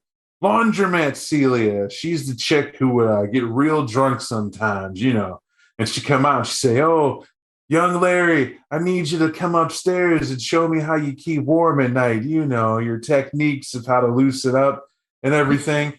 And you'll hear the newsstand owner, you're full of shit, Larry. He's like, nah. It's like she couldn't keep her hands off me. It's one of the few times I'd get my laundry done and I'd get my needs done. You know what I mean? Like I'd go and put my laundry in down below, and I'd go up to get. It was great. Yeah, I know about Celia. It's like, what'd you want to know about her? Well, what's if you know her that well, what's her size? What's her? She's he'll look at you and he'll be like, she's a bigger woman than you'd expect, but she's stocky more than big, She's tall in a way that makes her seem just short enough, right? Short enough for a man of stature, but tall by standards of any woman known. It's the type of woman that has curves in all the right places that fit the handholds exactly where you need, if you know what I'm saying. Uh-huh. Quickly begin to realize Larry didn't know shit. Yeah, right? I was just about to call him out. So what you're telling me is you got nothing. Hey, you clearly don't want to hear it from me. I'll tell you what I'm going to do, though. Why don't you point out this laundromat and where it is? You got an address? Yeah. Rattles off the address where he just came from. You'll see him like no problem. He'll just be like, "Oh, it's over there on 5th and Walstead. That's not a problem. It's right over there. Halstead, I meant, but you knew the difference. I know that laundromat. I used to have a girl I did see around that way. It wasn't a Celia, though. We already been over that. But the point is, she used to stay in that alleyway back there. Said they had some of the best food thrown out that you could get. And it was actually at the Chinese place that's over there. Really good food. A lot of people order and usually don't pick up. That's why they take payment in advance. Really good for you if you know you're over there on a Tuesday. For whatever reason, they have like Taco Tuesday and Chinese yuppie food days. It's great for us. But the point is, while we were there, we do know there was always cops going in and out of that building. The apartments above that laundromat, it's like bad for business. They found 2 or 3 bodies a week out of there 1 month going back. I want to say it was about, 2-3 months ago, something like that. Yeah, it was. It was weird. Never hit the paper. Like, I know for a fact, if a cop shoots a kid on any part of the side of the city, that's big news. People hear about that. That's a big upset. Gangland shootings, those still hit the paper. They'll be up and down and out, but they still get there, man. Everybody want to know what was going on with that place. No one heard a thing. And then one night, got quiet, day of activity, done and done. That's all I know, though. That's just, most of that's word of mouth. I didn't see it, like I said, but there are people who hung out there and then got the hell out of there. You know what I mean? Mm-hmm. Well, thanks for that. And for that, he'll here, you can have these first, and reaches in best again, exaggerating how many pockets he has to check, and then actually pulls out a 20 and a couple extra bills. How much are you giving him? This about $25. How much? $25. You give Larry 25 bucks, says, all right, it's a good haul. It's at least dinner for me. What are you going to do, kid? I'm already earning money. I'm just sitting here being Larry. I can't help but get money. People find me. The kid will look at him and shake his head and look back to the cheese popcorn bag that's half full. And Larry will go, yeah, knock yourself out, kid. I'm getting Chinese later. I suddenly got the taste for it. And the kid will grab the bag of cheesy popcorn and eat it like he hasn't eaten in days, just scarfing it down by the handful. And Larry would be like, yeah, well, tell you what, since you were so nice to throw in that little extra tip, I'll give you a tip. I know a little more than that. There's a certain way you can hit the side of the vending machine in that place that'll dump out a candy bar. It's just about every other. You don't want to abuse it, though. You take too many candy bars, it'll stop filling it up. I hit it about twice a week. Go in there and get about 6 candy bars total. It's enough to get you by. I know all the stops. Larry knows all the places. And that's what it is. But I was in there the night they left ahead. Yeah. This crazy guy has these black shades, this like widow's peak, this long black hair, this old like dirty duster jacket came in there. And he must have thought the place was locked up, but I was shacking up there. The cops put the police tape up, but didn't lock the door. So I was going in there and camping out. It's a lot better than the street. Yeah. And in the office in there, you shut the door, you can put a brick up against it. It makes it seem like they locked that on the inside, even though I didn't have the key. It's one of those ones that only lock with the key. So I had that propped up and I was in there. And this guy I saw come in, and all I did was turn on the TV to watch what happened. And he came in and let's just say I know who the Chicago slasher is. Chicago slasher, huh? This is the guy in Naperville that decided to butcher those people in the emergency room in that hospital. Did you hear about that? I heard about Naperville. Yeah, you hear they got the new Sam bullshit, Larry. Why the hell would you tell anybody that? This guy's good for it. He's got money, right? You're going to pay me good for the info, right? You're not going to stiff old Larry. Yeah. And Larry will just look at you and blink a couple times. The obvious prompt to give him more money. Reaches in there, pulls out another 20. He's like, it's kind of hard to remember the rest of that tale. I mean, that's 25 was a thank you for an address, and I know a person. All right, Larry. You at least get this guy working the streets at least. All right. Yeah, I'll get him. His name's Andy. Andy. Okay. Well, let's make sure we show Andy The kid how says that Larry, like Merlin gave away his secret name. Right? Like to be in the order was to keep your name and tell no one, and he just gave it to you. And he's like, what the just eat your popcorn and be thankful. You're getting Chinese tonight, at least an egg roll or two. all right. Pulls out he gives them about 40 at this point for the new information. Tell you what, you have a magical 100 in there plus that 40. I'll give you the juiciest bit you could ever get. All right, but I'm tapped out after this. Yeah, you can't possibly have any more in them random pockets you keep reaching in. Not to mention the money that old Andy just spotted says you have in your boot. I haven't even begun to shut you down, but we could stop bullshitting each other. Go ahead and butter these palms right now. I'll stop at the 40. 140 and we're good. We're friends for life good. All right. You're going to the shoe stash? Go to the shoe stash? Okay. All right. All right. All right, Andy. You make sure this guy takes care of you tonight. Andy All right, Larry. Andy will take the money. You hold it out, he'll grab it, he'll take it. And you hear Larry, what are you doing? And he goes, you hear Andy, look, it's not bullshit. He gets all his information from a cop. He sleeps under the floorboards of this guy's house. It's an old brownstone, but he didn't repair the bottom foundation. We wiggle under there and go to sleep during the day. We got backpacks to clean it out. The bugs are an issue, but what do you do? The guy also has a standalone shower we could use on occasion that's there. When he leaves, we get to cook meals on occasion. We just got to really clean up or it's going to ruin it. So it's also where we use the bathroom. We use that laundromat sometimes as well. But that guy, because he lives there, the way they do the police in the city, apparently you got to live in the neighborhood. You watch the beat too, so you know the neighborhood. That's why we know. This guy suffers nightmares from what went on there. Larry was in that place in the laundromat that had there. I wasn't there, but it's the one thing I'll say it's legit. Larry talks in his sleep as well. And he's always thinking somebody's out to get him. He says the guy can claw his face off. He's positive. He saw what he did to his face. He says he's a savage and an animal and whatever. And you hear Larry, I ain't afraid of shit. I ain't afraid of a damn thing. I never said that. I got drunk and you heard something. You're claiming if I saw that guy, I'd take his glasses. I'd take his glasses and slap him in the face. That's what I do. He wears glasses because he's an addict. He can't see straight. He's strung out. I'm not afraid of him. Forget that guy. He's only the slasher because he preys on the weak. He doesn't know what it is to be hard on the streets. I know what that life's like. You can't tell me what that life's like. That's right, Larry. I was a soldier too. You know what it's like. Saigon, as he's stomping away, going over to the stand to apparently buy another drink. The guy's already grabbing his favorite drink as he's going on, and Andy will just look at you. Look, you paid us enough to know where that house is. We could show you. I think you'd handle yourself. We didn't even see you walk up. So if you can keep quiet about it, that's all we know where the cops are going to be to scare us off in certain places of the city. So we get lucky sometimes. It's not every time. But this city's cracking down. They now made it even harder for us to panhandle. They passed some law where we can be incarcerated for up to 6 months for being in the wrong place at the wrong time.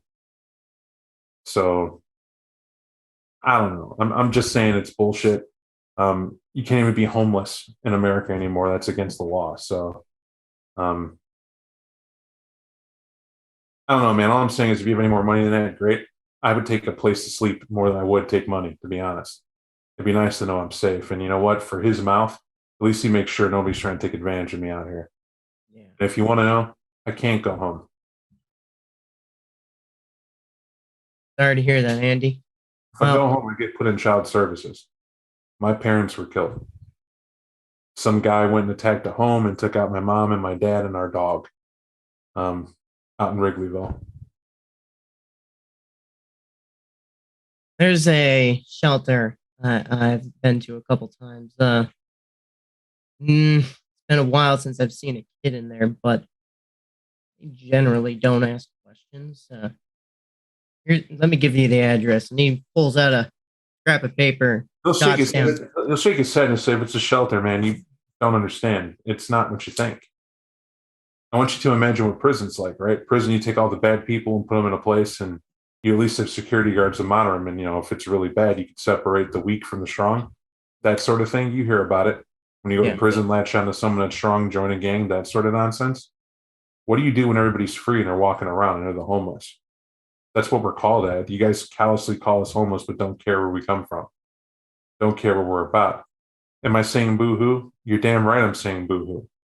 But you were a soldier. You had some sort of accident happen to you, but clearly you get your GI Bill to take care of you. You're out here throwing out cash like you don't have it. You clearly have it. You just are smart enough not to be giving away everything to homeless people because they asked for it. I get it. You do what you got to do, but at the same time, you're going to throw me back at some Christian camp where I can go ahead and stay there so long as I do their work for free. They don't want to pay people minimum wage to take care of what they have, and they don't want to provide a service because it's too costly, yet they want to build these concrete cathedral castles and say it's for God. We know it's not for God, man. I'm 16. I'm not an idiot. I'm just asking for that, at least just know that. So if you ain't got a place that's cool, we got the money, where the cop lives, I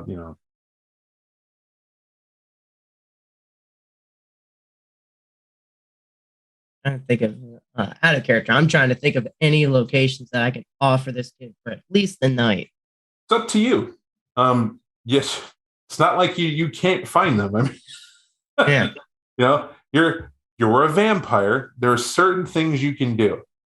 You could make a home. You were Sabat. That's as easy as a baseball bat in the night. Right. You don't have to do that. For certain, this kid's had hard times, but it's up to you. Are you trying to scar this kid? Are you trying to say, don't need to go all that. We can try to find something. You have a coterie. Mm-hmm.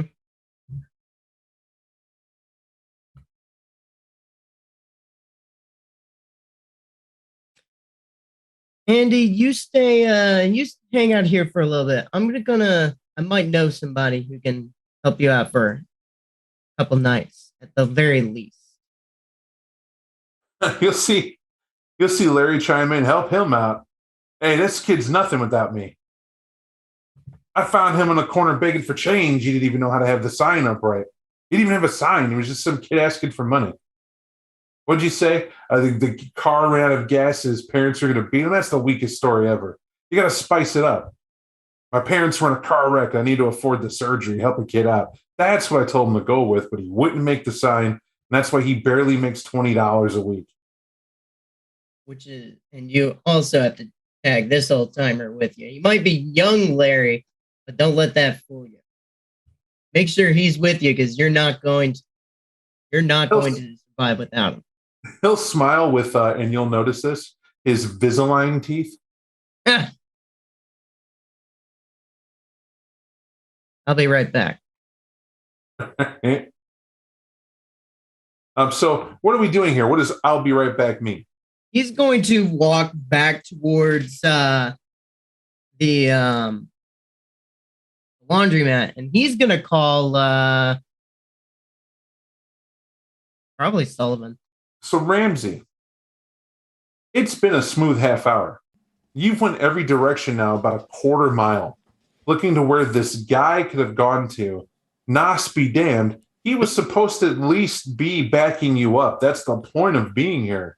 And just when you're like, I guess he got taken by the dark. Right? No, what I'm working on is Tally had his meeting with the prince. Like, well, fuck, I gotta wait for the bus again. Good thing I have my bus pass. So if you're looking for him, if you're walking back to the fucking laundromat, Ramsey's waiting at the bus stop.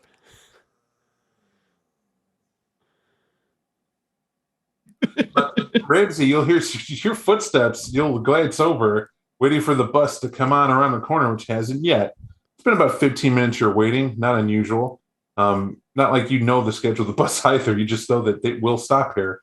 And you'll see he comes walking up on his cell phone. I'll start walking towards him. Where the hell have you been? Sullivan, your phone's ringing, but go ahead and you can answer that question, Michelli. All three of you can go through this. Hang on, I'm getting Sullivan on the phone. Why the fuck are you getting on? Were you never part of a fucking pack? Don't you know how this fucking works? I've been working solo up until recently. You're not anymore. Yes. What's up? Hey, I got some information about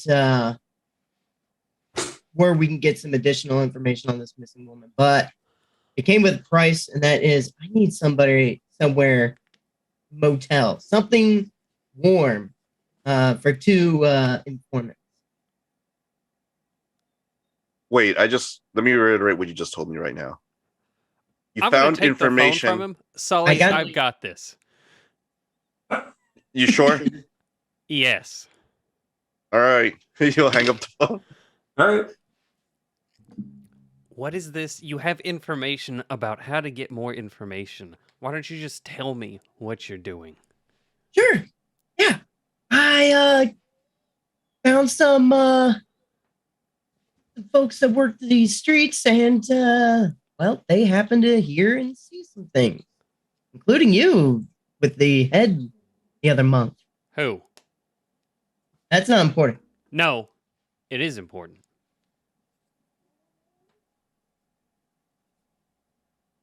What are you gonna do with that?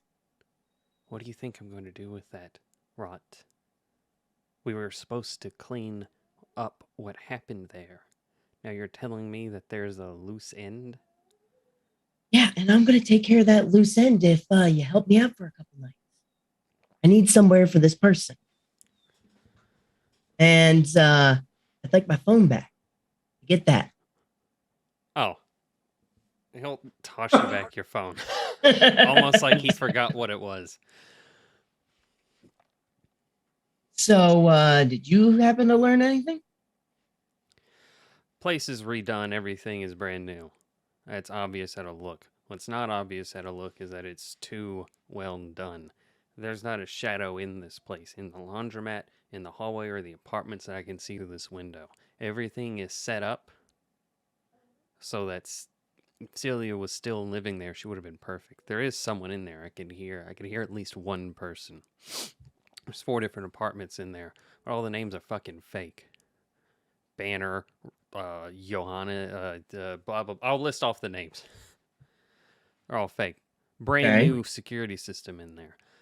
I can get through, but I need to pick up some more tools to go through it if we don't want to raise an alarm. Problem is, we're on a time frame. We don't have a couple of nights. Right, you were in that room when we made that call. We've got until a little bit before dawn to get this sorted. So you need to set up a place for them. Fine. Yeah. I'll hand you about $450. Okay. You set them up, but you get that information now. And Okay. this is important, Rot.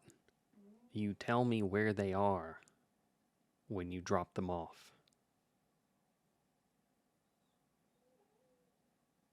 Okay.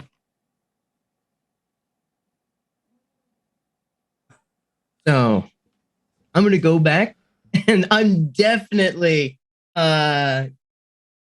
casting unseen passage as I leave. That's a good call, because I was going to tell Bob that I'm using Silence of Death and I'm fucking following him. It's fine. Rouse accordingly, gentlemen, because that is the attempt. What happens is I want to point this out. One does not instantly do what you're trying to do. Obviously, Ramsey's going to let you walk up a little bit, and he's going to try to shadow and do what he does. You're thinking you're going to try to be hidden. This is the lesson of who can out-fox the fox here. To that end, we're going to make this be a simplistic role. Ironically, it's one of the few ways I think stealth can compete. And to this end, Ramsey, you're using your wits stealth to stalk. Okay. Accordingly, and how to have that happen. Not unironically, it's the same thing that you're doing, Rod. And what we're doing is we're trying to see which one of you can actually be onto the other without the other one knowing. To make this make sense, Rod, if you win, it just means that before Ramsey can get your scent, right, keep an eye on you, you turn a corner, you're gone. You can't find out where you're going at that point, and that's that. If Ramsey wins, it means, Rod, you believe you vanished from Ramsey, and he can't see you as you're walking about normal as per what that would do. Sure. Because his mind's not tricked, but he's successfully shadowing you, which was his intent at that point. Okay. So I did my rouse check, and you said it is wits plus stealth. Are we not using my obfuscate? No, you're not. You're not rolling obfuscate at all.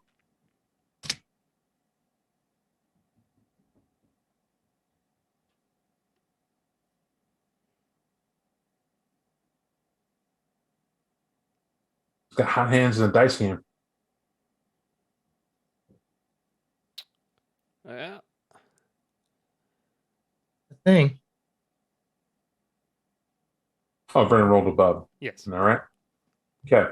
At this point, this is going to be kind of ironic. Dun, dun, dun, dun, dun. I don't think that's that surprising.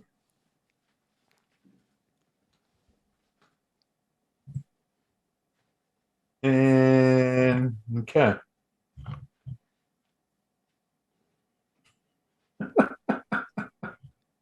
How we're going to do this, because the advantage is going to have to go to the one who can be unseen, right? You round the corner, and it's something that doesn't happen often. Ramsey, you're positive that he doesn't know where you're at or what's going on. Mm-hmm. You drop back, silent as death, and you're letting him believe he's moving ahead. Rot, you have no concern that you might be being followed. That's not what's going on. Sure. However, you get the idea that just because you're ahead doesn't mean you shouldn't be thorough. I'm calling it instinct, if you will. So you decide to sprint directly the opposite direction. You're walking forward, doing your thing, and you take off to the right.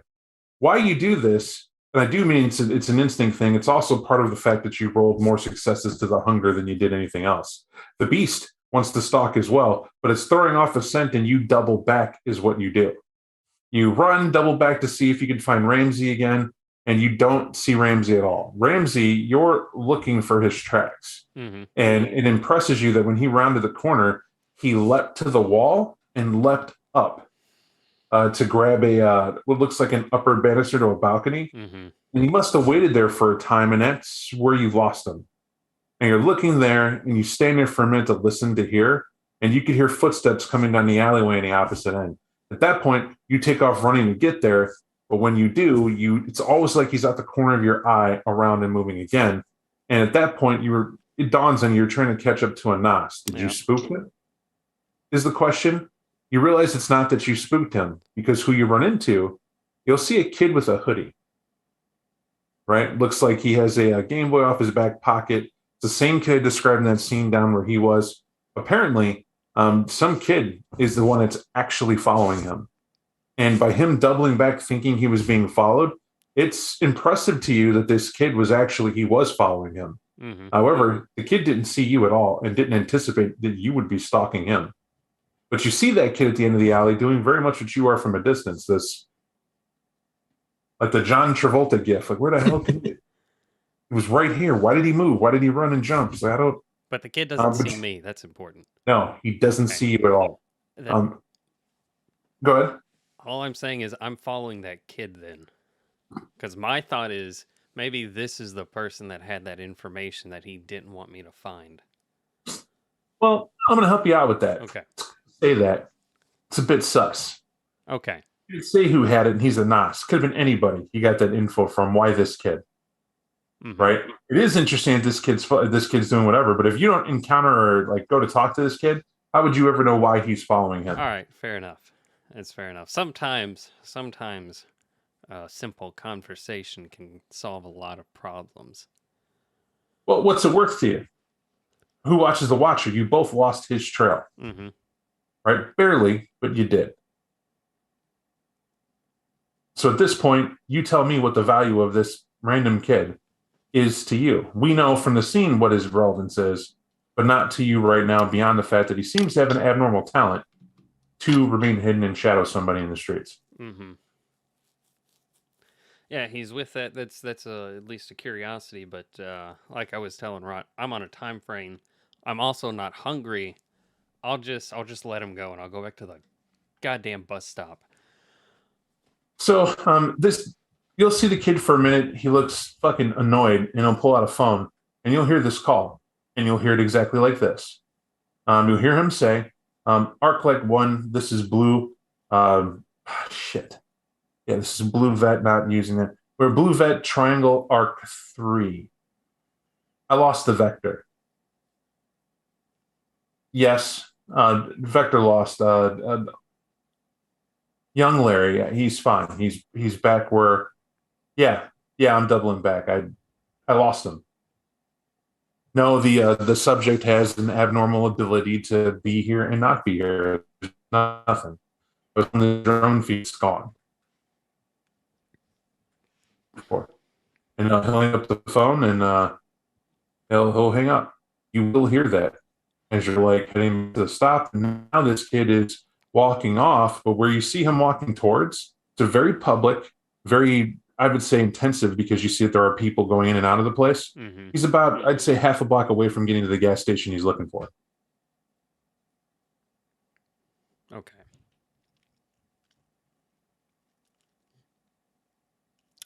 Well, shit.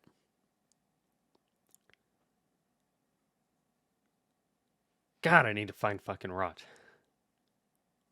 You can call him. Yeah, I can. I will call him while I'm at the bus stop. I'll try to play it nonchalant in the vein of the homeless Jason Bourne scene earlier. You get to the bus stop, you're making the call. Rot, you'll get back and see Larry sitting around, and he'll be looking at the door to what appears to be the one porta potty that's installed near here, or maybe that guy pays for it. You didn't notice it before. And Larry's like, Jesus, what'd you eat? You need a spoon? I don't know. Sometimes I think a spoon helps. You just shovel that right out. Or I should drink more water, man. This guy is so new. As he keeps pointing to the pot. State notice like he can't live in there. You guys aren't shooting up, right? Oh no, Andy's clean. Yeah, no way. No way. All right. Well, your phone will ring, I'll tell you that. Obviously, I'm going to give you the credit of the doubt. You don't walk around with your phone. Unless you do, your ringtone of sunshiny, happy people goes off in the middle of you walking up unseen. Oh yeah, it's totally on vibrate. I'll answer it. What? You got people following you, right? The SI type. Shit. Did you get a look at him? Apparently, they like Game Boys and children. Wait. This kid wasn't like Look, 16, this is 18. you need to move wherever you are. Don't go back where you were. I'm looking at my informant. Yeah, I'm at the I'm- bus stop. That informant is a honey trap, I think. Shit. Okay. I'm coming back. Thanks. And he hangs up. Right. That being the case, obviously your bus comes up, right? It's been 15 minutes. It's about who knows the exact mark, but you'll see this bus coming a mile away. That's an exaggerated saying, not necessarily it's a mile away. Mm-hmm. And it stops to pick you up well before Rot's back. Are you? No, I'm waiting for Rot because we're part of a pack, and that's what packs Okay. do. Well, there is no further incident unless you guys mean to make something of it. In the course of that bus coming up, you waiting for Rot and whatnot, that kid must have got into a car or he walked off, who knows, but you lost sight of him entering that BP Amico across the street. Mm-hmm. And, par for the course, but that is what happened. When you guys meet back up, what's your intent to do? With Rod or with the rest of the coterie? Both of you. Okay. Like, are you guys just leaving to go back to report to Sullivan and everybody? Or Yeah. Okay. That said, back at the ranch, and that means you, Mr. Bernogle, Slappy's doing a lot of hyper paranoid, looking at packing or what have you, and anything coming from that? Or are you just literally waiting for these guys to get back to tell them we got to get the hell out of Dodge? I mean, me and Warren were going to try and meet up with them before everything started once we got off that call with Damien. Well, it's not hard with it, right? You got to remember the building you're sitting in is that high rise above that Whole Foods chilling out that's paid for. And that's where you were. They left there to go to that laundromat. If you want to say you're en route to meet up at the laundromat, that's cool. I didn't know that. I would have just thrown you in the scene when they came back the second time. I thought you guys were just leaving to get out of town. That's the impression you had me in. Like you heard somebody say, "We got to get out of town," because that's what you were asking. I was like, "I'll get back to you on that. Maybe you'll have something when I round in." But either way, what we'll say is that through my antics, you'll get back here to a laundromat because it's not like these two are checking in. It's a bit back and forth, but you guys will roll up in the vehicle, see that they're outside, and something went on. You just don't know what. As you pull up to the curb, they're there. You guys are going to get a ride? You're going to get in? You're going to agree just to head back? Or what do you want to do? If I see Slappy pull up, I'll get in with him. We're going to say Warren stayed behind because I don't. He's absentee here. Mm-hmm. We'll let that be what it is. But he's probably packing back. When you left Slappy, he was trying to condense down his Spartan stuff that he has here. Nobody had time to move in and buy appliances. This is none of your stuff. It's just a real nice furnished place that you're just kind of squatting in. So you don't know what he could be getting, but he apparently felt that he had to prep. So you let him do his prep. Definitely have words to say on a phone call with somebody as you left. So that's that. But you guys get in the car with Slappy. At this point, are we going to Sullivan? Or do we plan on talking now? Or are we going to wait till we get Sullivan? Let's wait to get Sullivan. In that case, Sullivan, are we doing the same thing? Or did you have something else to do after that? He didn't have anything to do after that. He'll head back to the apartment, assuming that everything's going to be hunky-dory. And that's what we'll do. We'll simply say someone shoots a text to Sullivan to see where you're at. And he says, "Hey, I'll meet you at the apartment in 5," because that's how communication goes with that. And you guys agree to reconvene there. And it's a simple process, Sullivan. You will get there first because you were closer. They're fast on your heels, though, to arrive as you can get to the living room. Seeing everybody's there in whole. Sullivan has a glow about him, but that's about it. apartment's completely redone, but looks like everything was done to cover up what happened. Whole place is lit up from the floor up. It's like if someone gave Celia an unlimited budget and a contractor. There's lights everywhere. There's no shadows in those hallways and the laundromat. There's 4 apartments upstairs now with 4 different names, but they're all fake names like Banner and I'll rattle off some of the others. New security box too. I could cut it open and get in, but I don't know what alarms that would set off. Not without some good tools to do it. Flappy's gonna shrug his shoulders and be like, well, I'm glad you got that on your end. There might be some political fallout with the phone call that me and Warren had. Things did not go as planned. As Warren instructed me, he decided to go off script, and now Damien and Tally the Hound are potentially at ends, and is there's a chance that Tally's gonna get blamed for the whole devouring by shadows situation. How? Why? Well, as I said, Warren did go off script while I was trying to convey my message and said, I quote, "You're the sheriff. I can be honest with you." Tally asked us to do this and then described exactly what happened. And then with that, Damien said, fucking La Sombra or something like that. You know how he is, or you don't, I guess. And then he said, thanks for the information, and hung up. So we're packing right now. I don't know what you go where. Man, I don't fucking know. Back home. There's nowhere you can go that Tally wouldn't find you. And you better pray that Damien would find you. Well, I guess Damien doesn't have a reason to look for you first. Not to mention the SI watching the streets now. Oh, yeah. Rot's been burned. That's just great. It's just fucking great.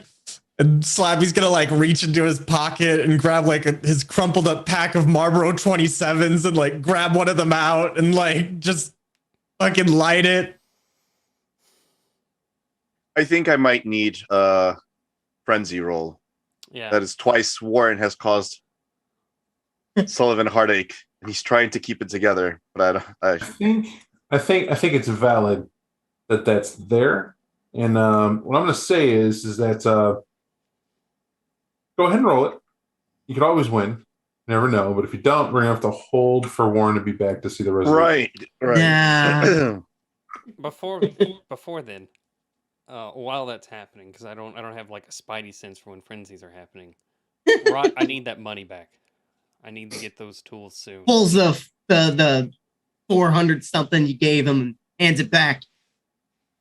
Gonna need that money back that I gave you. Just stop using it.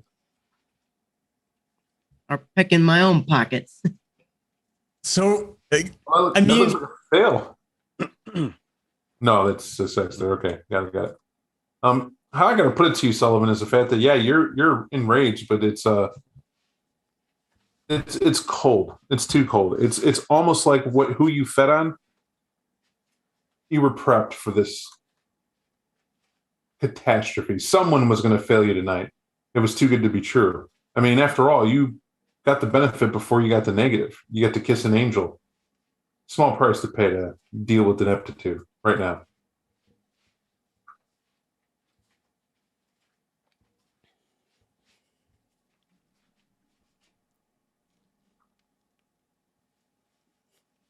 What do we know? We need to give something to Tally ASAP. I know. I'll deal with you later. He'll points over to Warren. Warren will say something very Mike.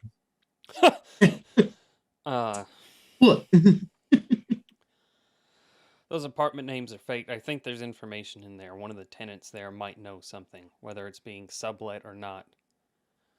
I don't believe whatever names are on there are legit, but whoever's staying there would know something. might know something, I'll say. And that's a lean back to Celia or whoever made her. That's something we can tug on.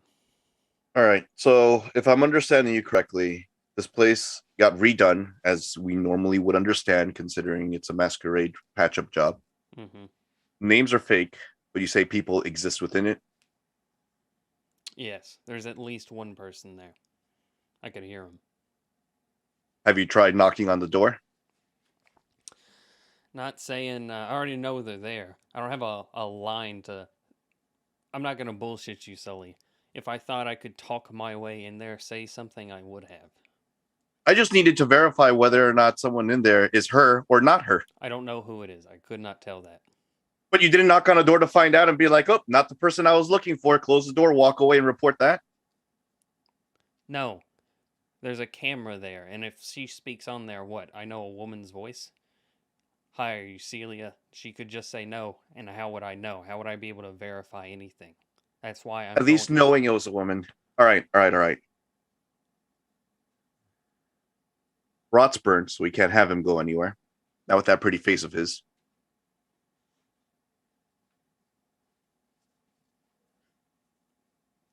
Can't exactly Besides- trust my source anymore. Apparently, the kid next to him was an SI agent, Who was that source? panhandler.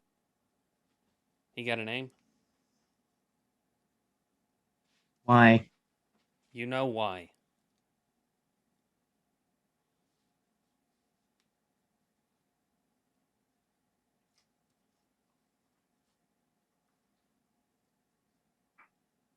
Andy.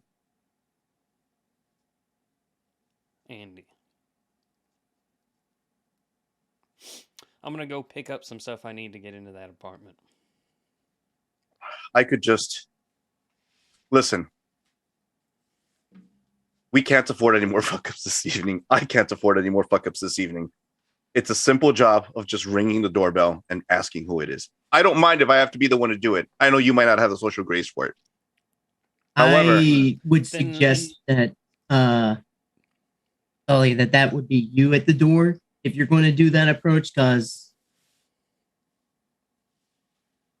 well, Ramsey's been seen there once already. I know. I need to give something to Tally, though. I need something substantial. And we need to do it before anything else happens. And for the last fucking time, play dumb. No one knows shit. If they ask you who your mom is, you don't even know who that person is. They ask you who I am, I don't know who Sullivan is. Right now, the name of the game is play dumb. Can't fucking believe it. All right, we'll do that. And with that, I think it's a perfect ending spot. I Okay. think the name of the game is Play Dumb, as we'll hold up on. do we want to pick up right here immediately, or DJ? That's Bob, do you correct. wanna It's do not it? going to be Okay. not going to be downtimes with 10 in there because you're working night to night at this point because of what Yes. you need to accomplish. Yeah. You're on the clock. You're trying to beat Tally's meeting when he gets it. I was doing it, but scenes go as they do. We're not even night to night. It's like hour to hour. Correct. So what we're doing? No, I mean like I get it. No, I'm that's just- fine. Playing in an Yeah. episode of 24. so. What we're doing here. XP here is going to be unique. I'm going to do one right now, and we're going to hold to see the resolution of some things. But I'm still allowing nominations because I think that's nice for people to know who did well or best. And I'd this- like to. Oh, sorry. Oh, go ahead. I'd like to nominate DJ. My reasoning for that being is that well, he went out and had a nice dinner. He came home and then proceeded to berate us, and Are you literally saying didn't that's a take any DJ fallout. thing or a Well, Sully no, thing? I think it's very in character. I don't know. It was a very Sully thing. Like he It was was. like, "You all went out and you fucked up tonight. I can't actually- believe it." Actually, I wanna nominate DJ because I had a completely different read of that. Like he went into he was like, "God damn it, Warren," and then he went into crisis management mode. Like, all right, what can we actually do? Like he was very objective and very, very leader like. Like I felt like we had abduct us again. Well, shit. I was going to nominate DJ for a different reason from you two. And mine was I could really feel his struggle when he's like, I need a drink. And he fucking goes to the bar, and it was a completely different experience for feeding. I was gonna nominate Michelli for his humanity because he's, you know, in most cases, especially as players, we completely understand. Sometimes we're like, well, someone gets burnt, someone gets burnt, right? It's just like an NPC doesn't matter. But the fact that he's not only attempting to protect the source, but it's a human, and then this is the consequence of what happens when you have the masquerade on the line, and people may or may not have to go. What's more important to you? So I could definitely feel that on Michelli's end, having to go, like, I really don't want to have to give it up.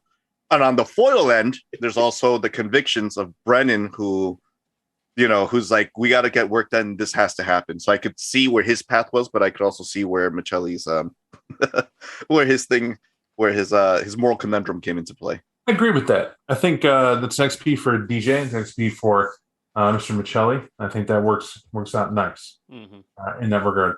I also want to say that I like the fact that the shadow and figuring out an actual important thing.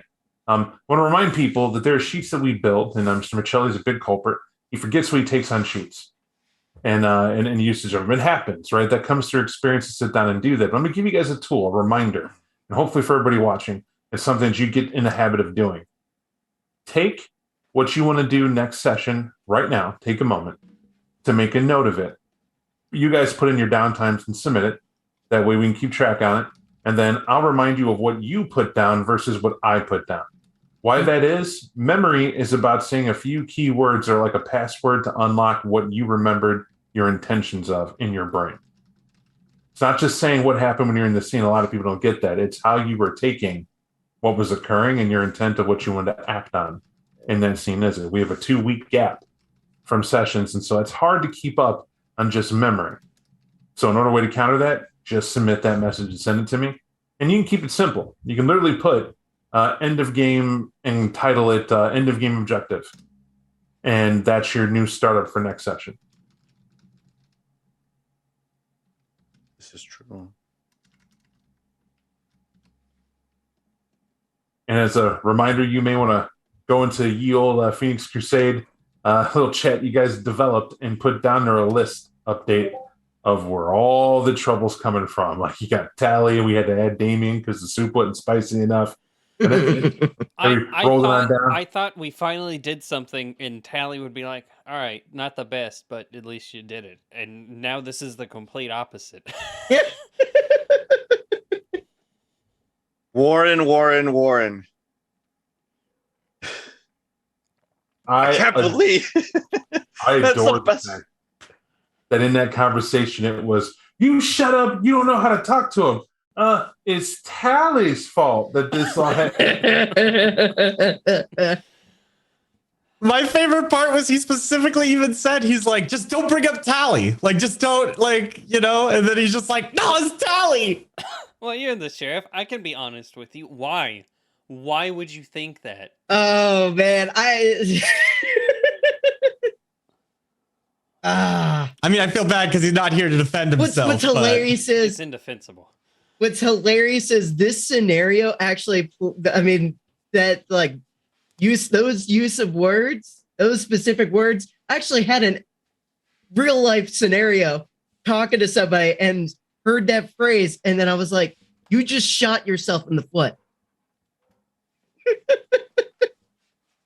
So as soon as I heard those words coming out, I was like, no, somebody stop him. Stop him. It's too late. So, obviously, Second Inquisition is aware of you, Mr. Michelli. That's what he's pointing out.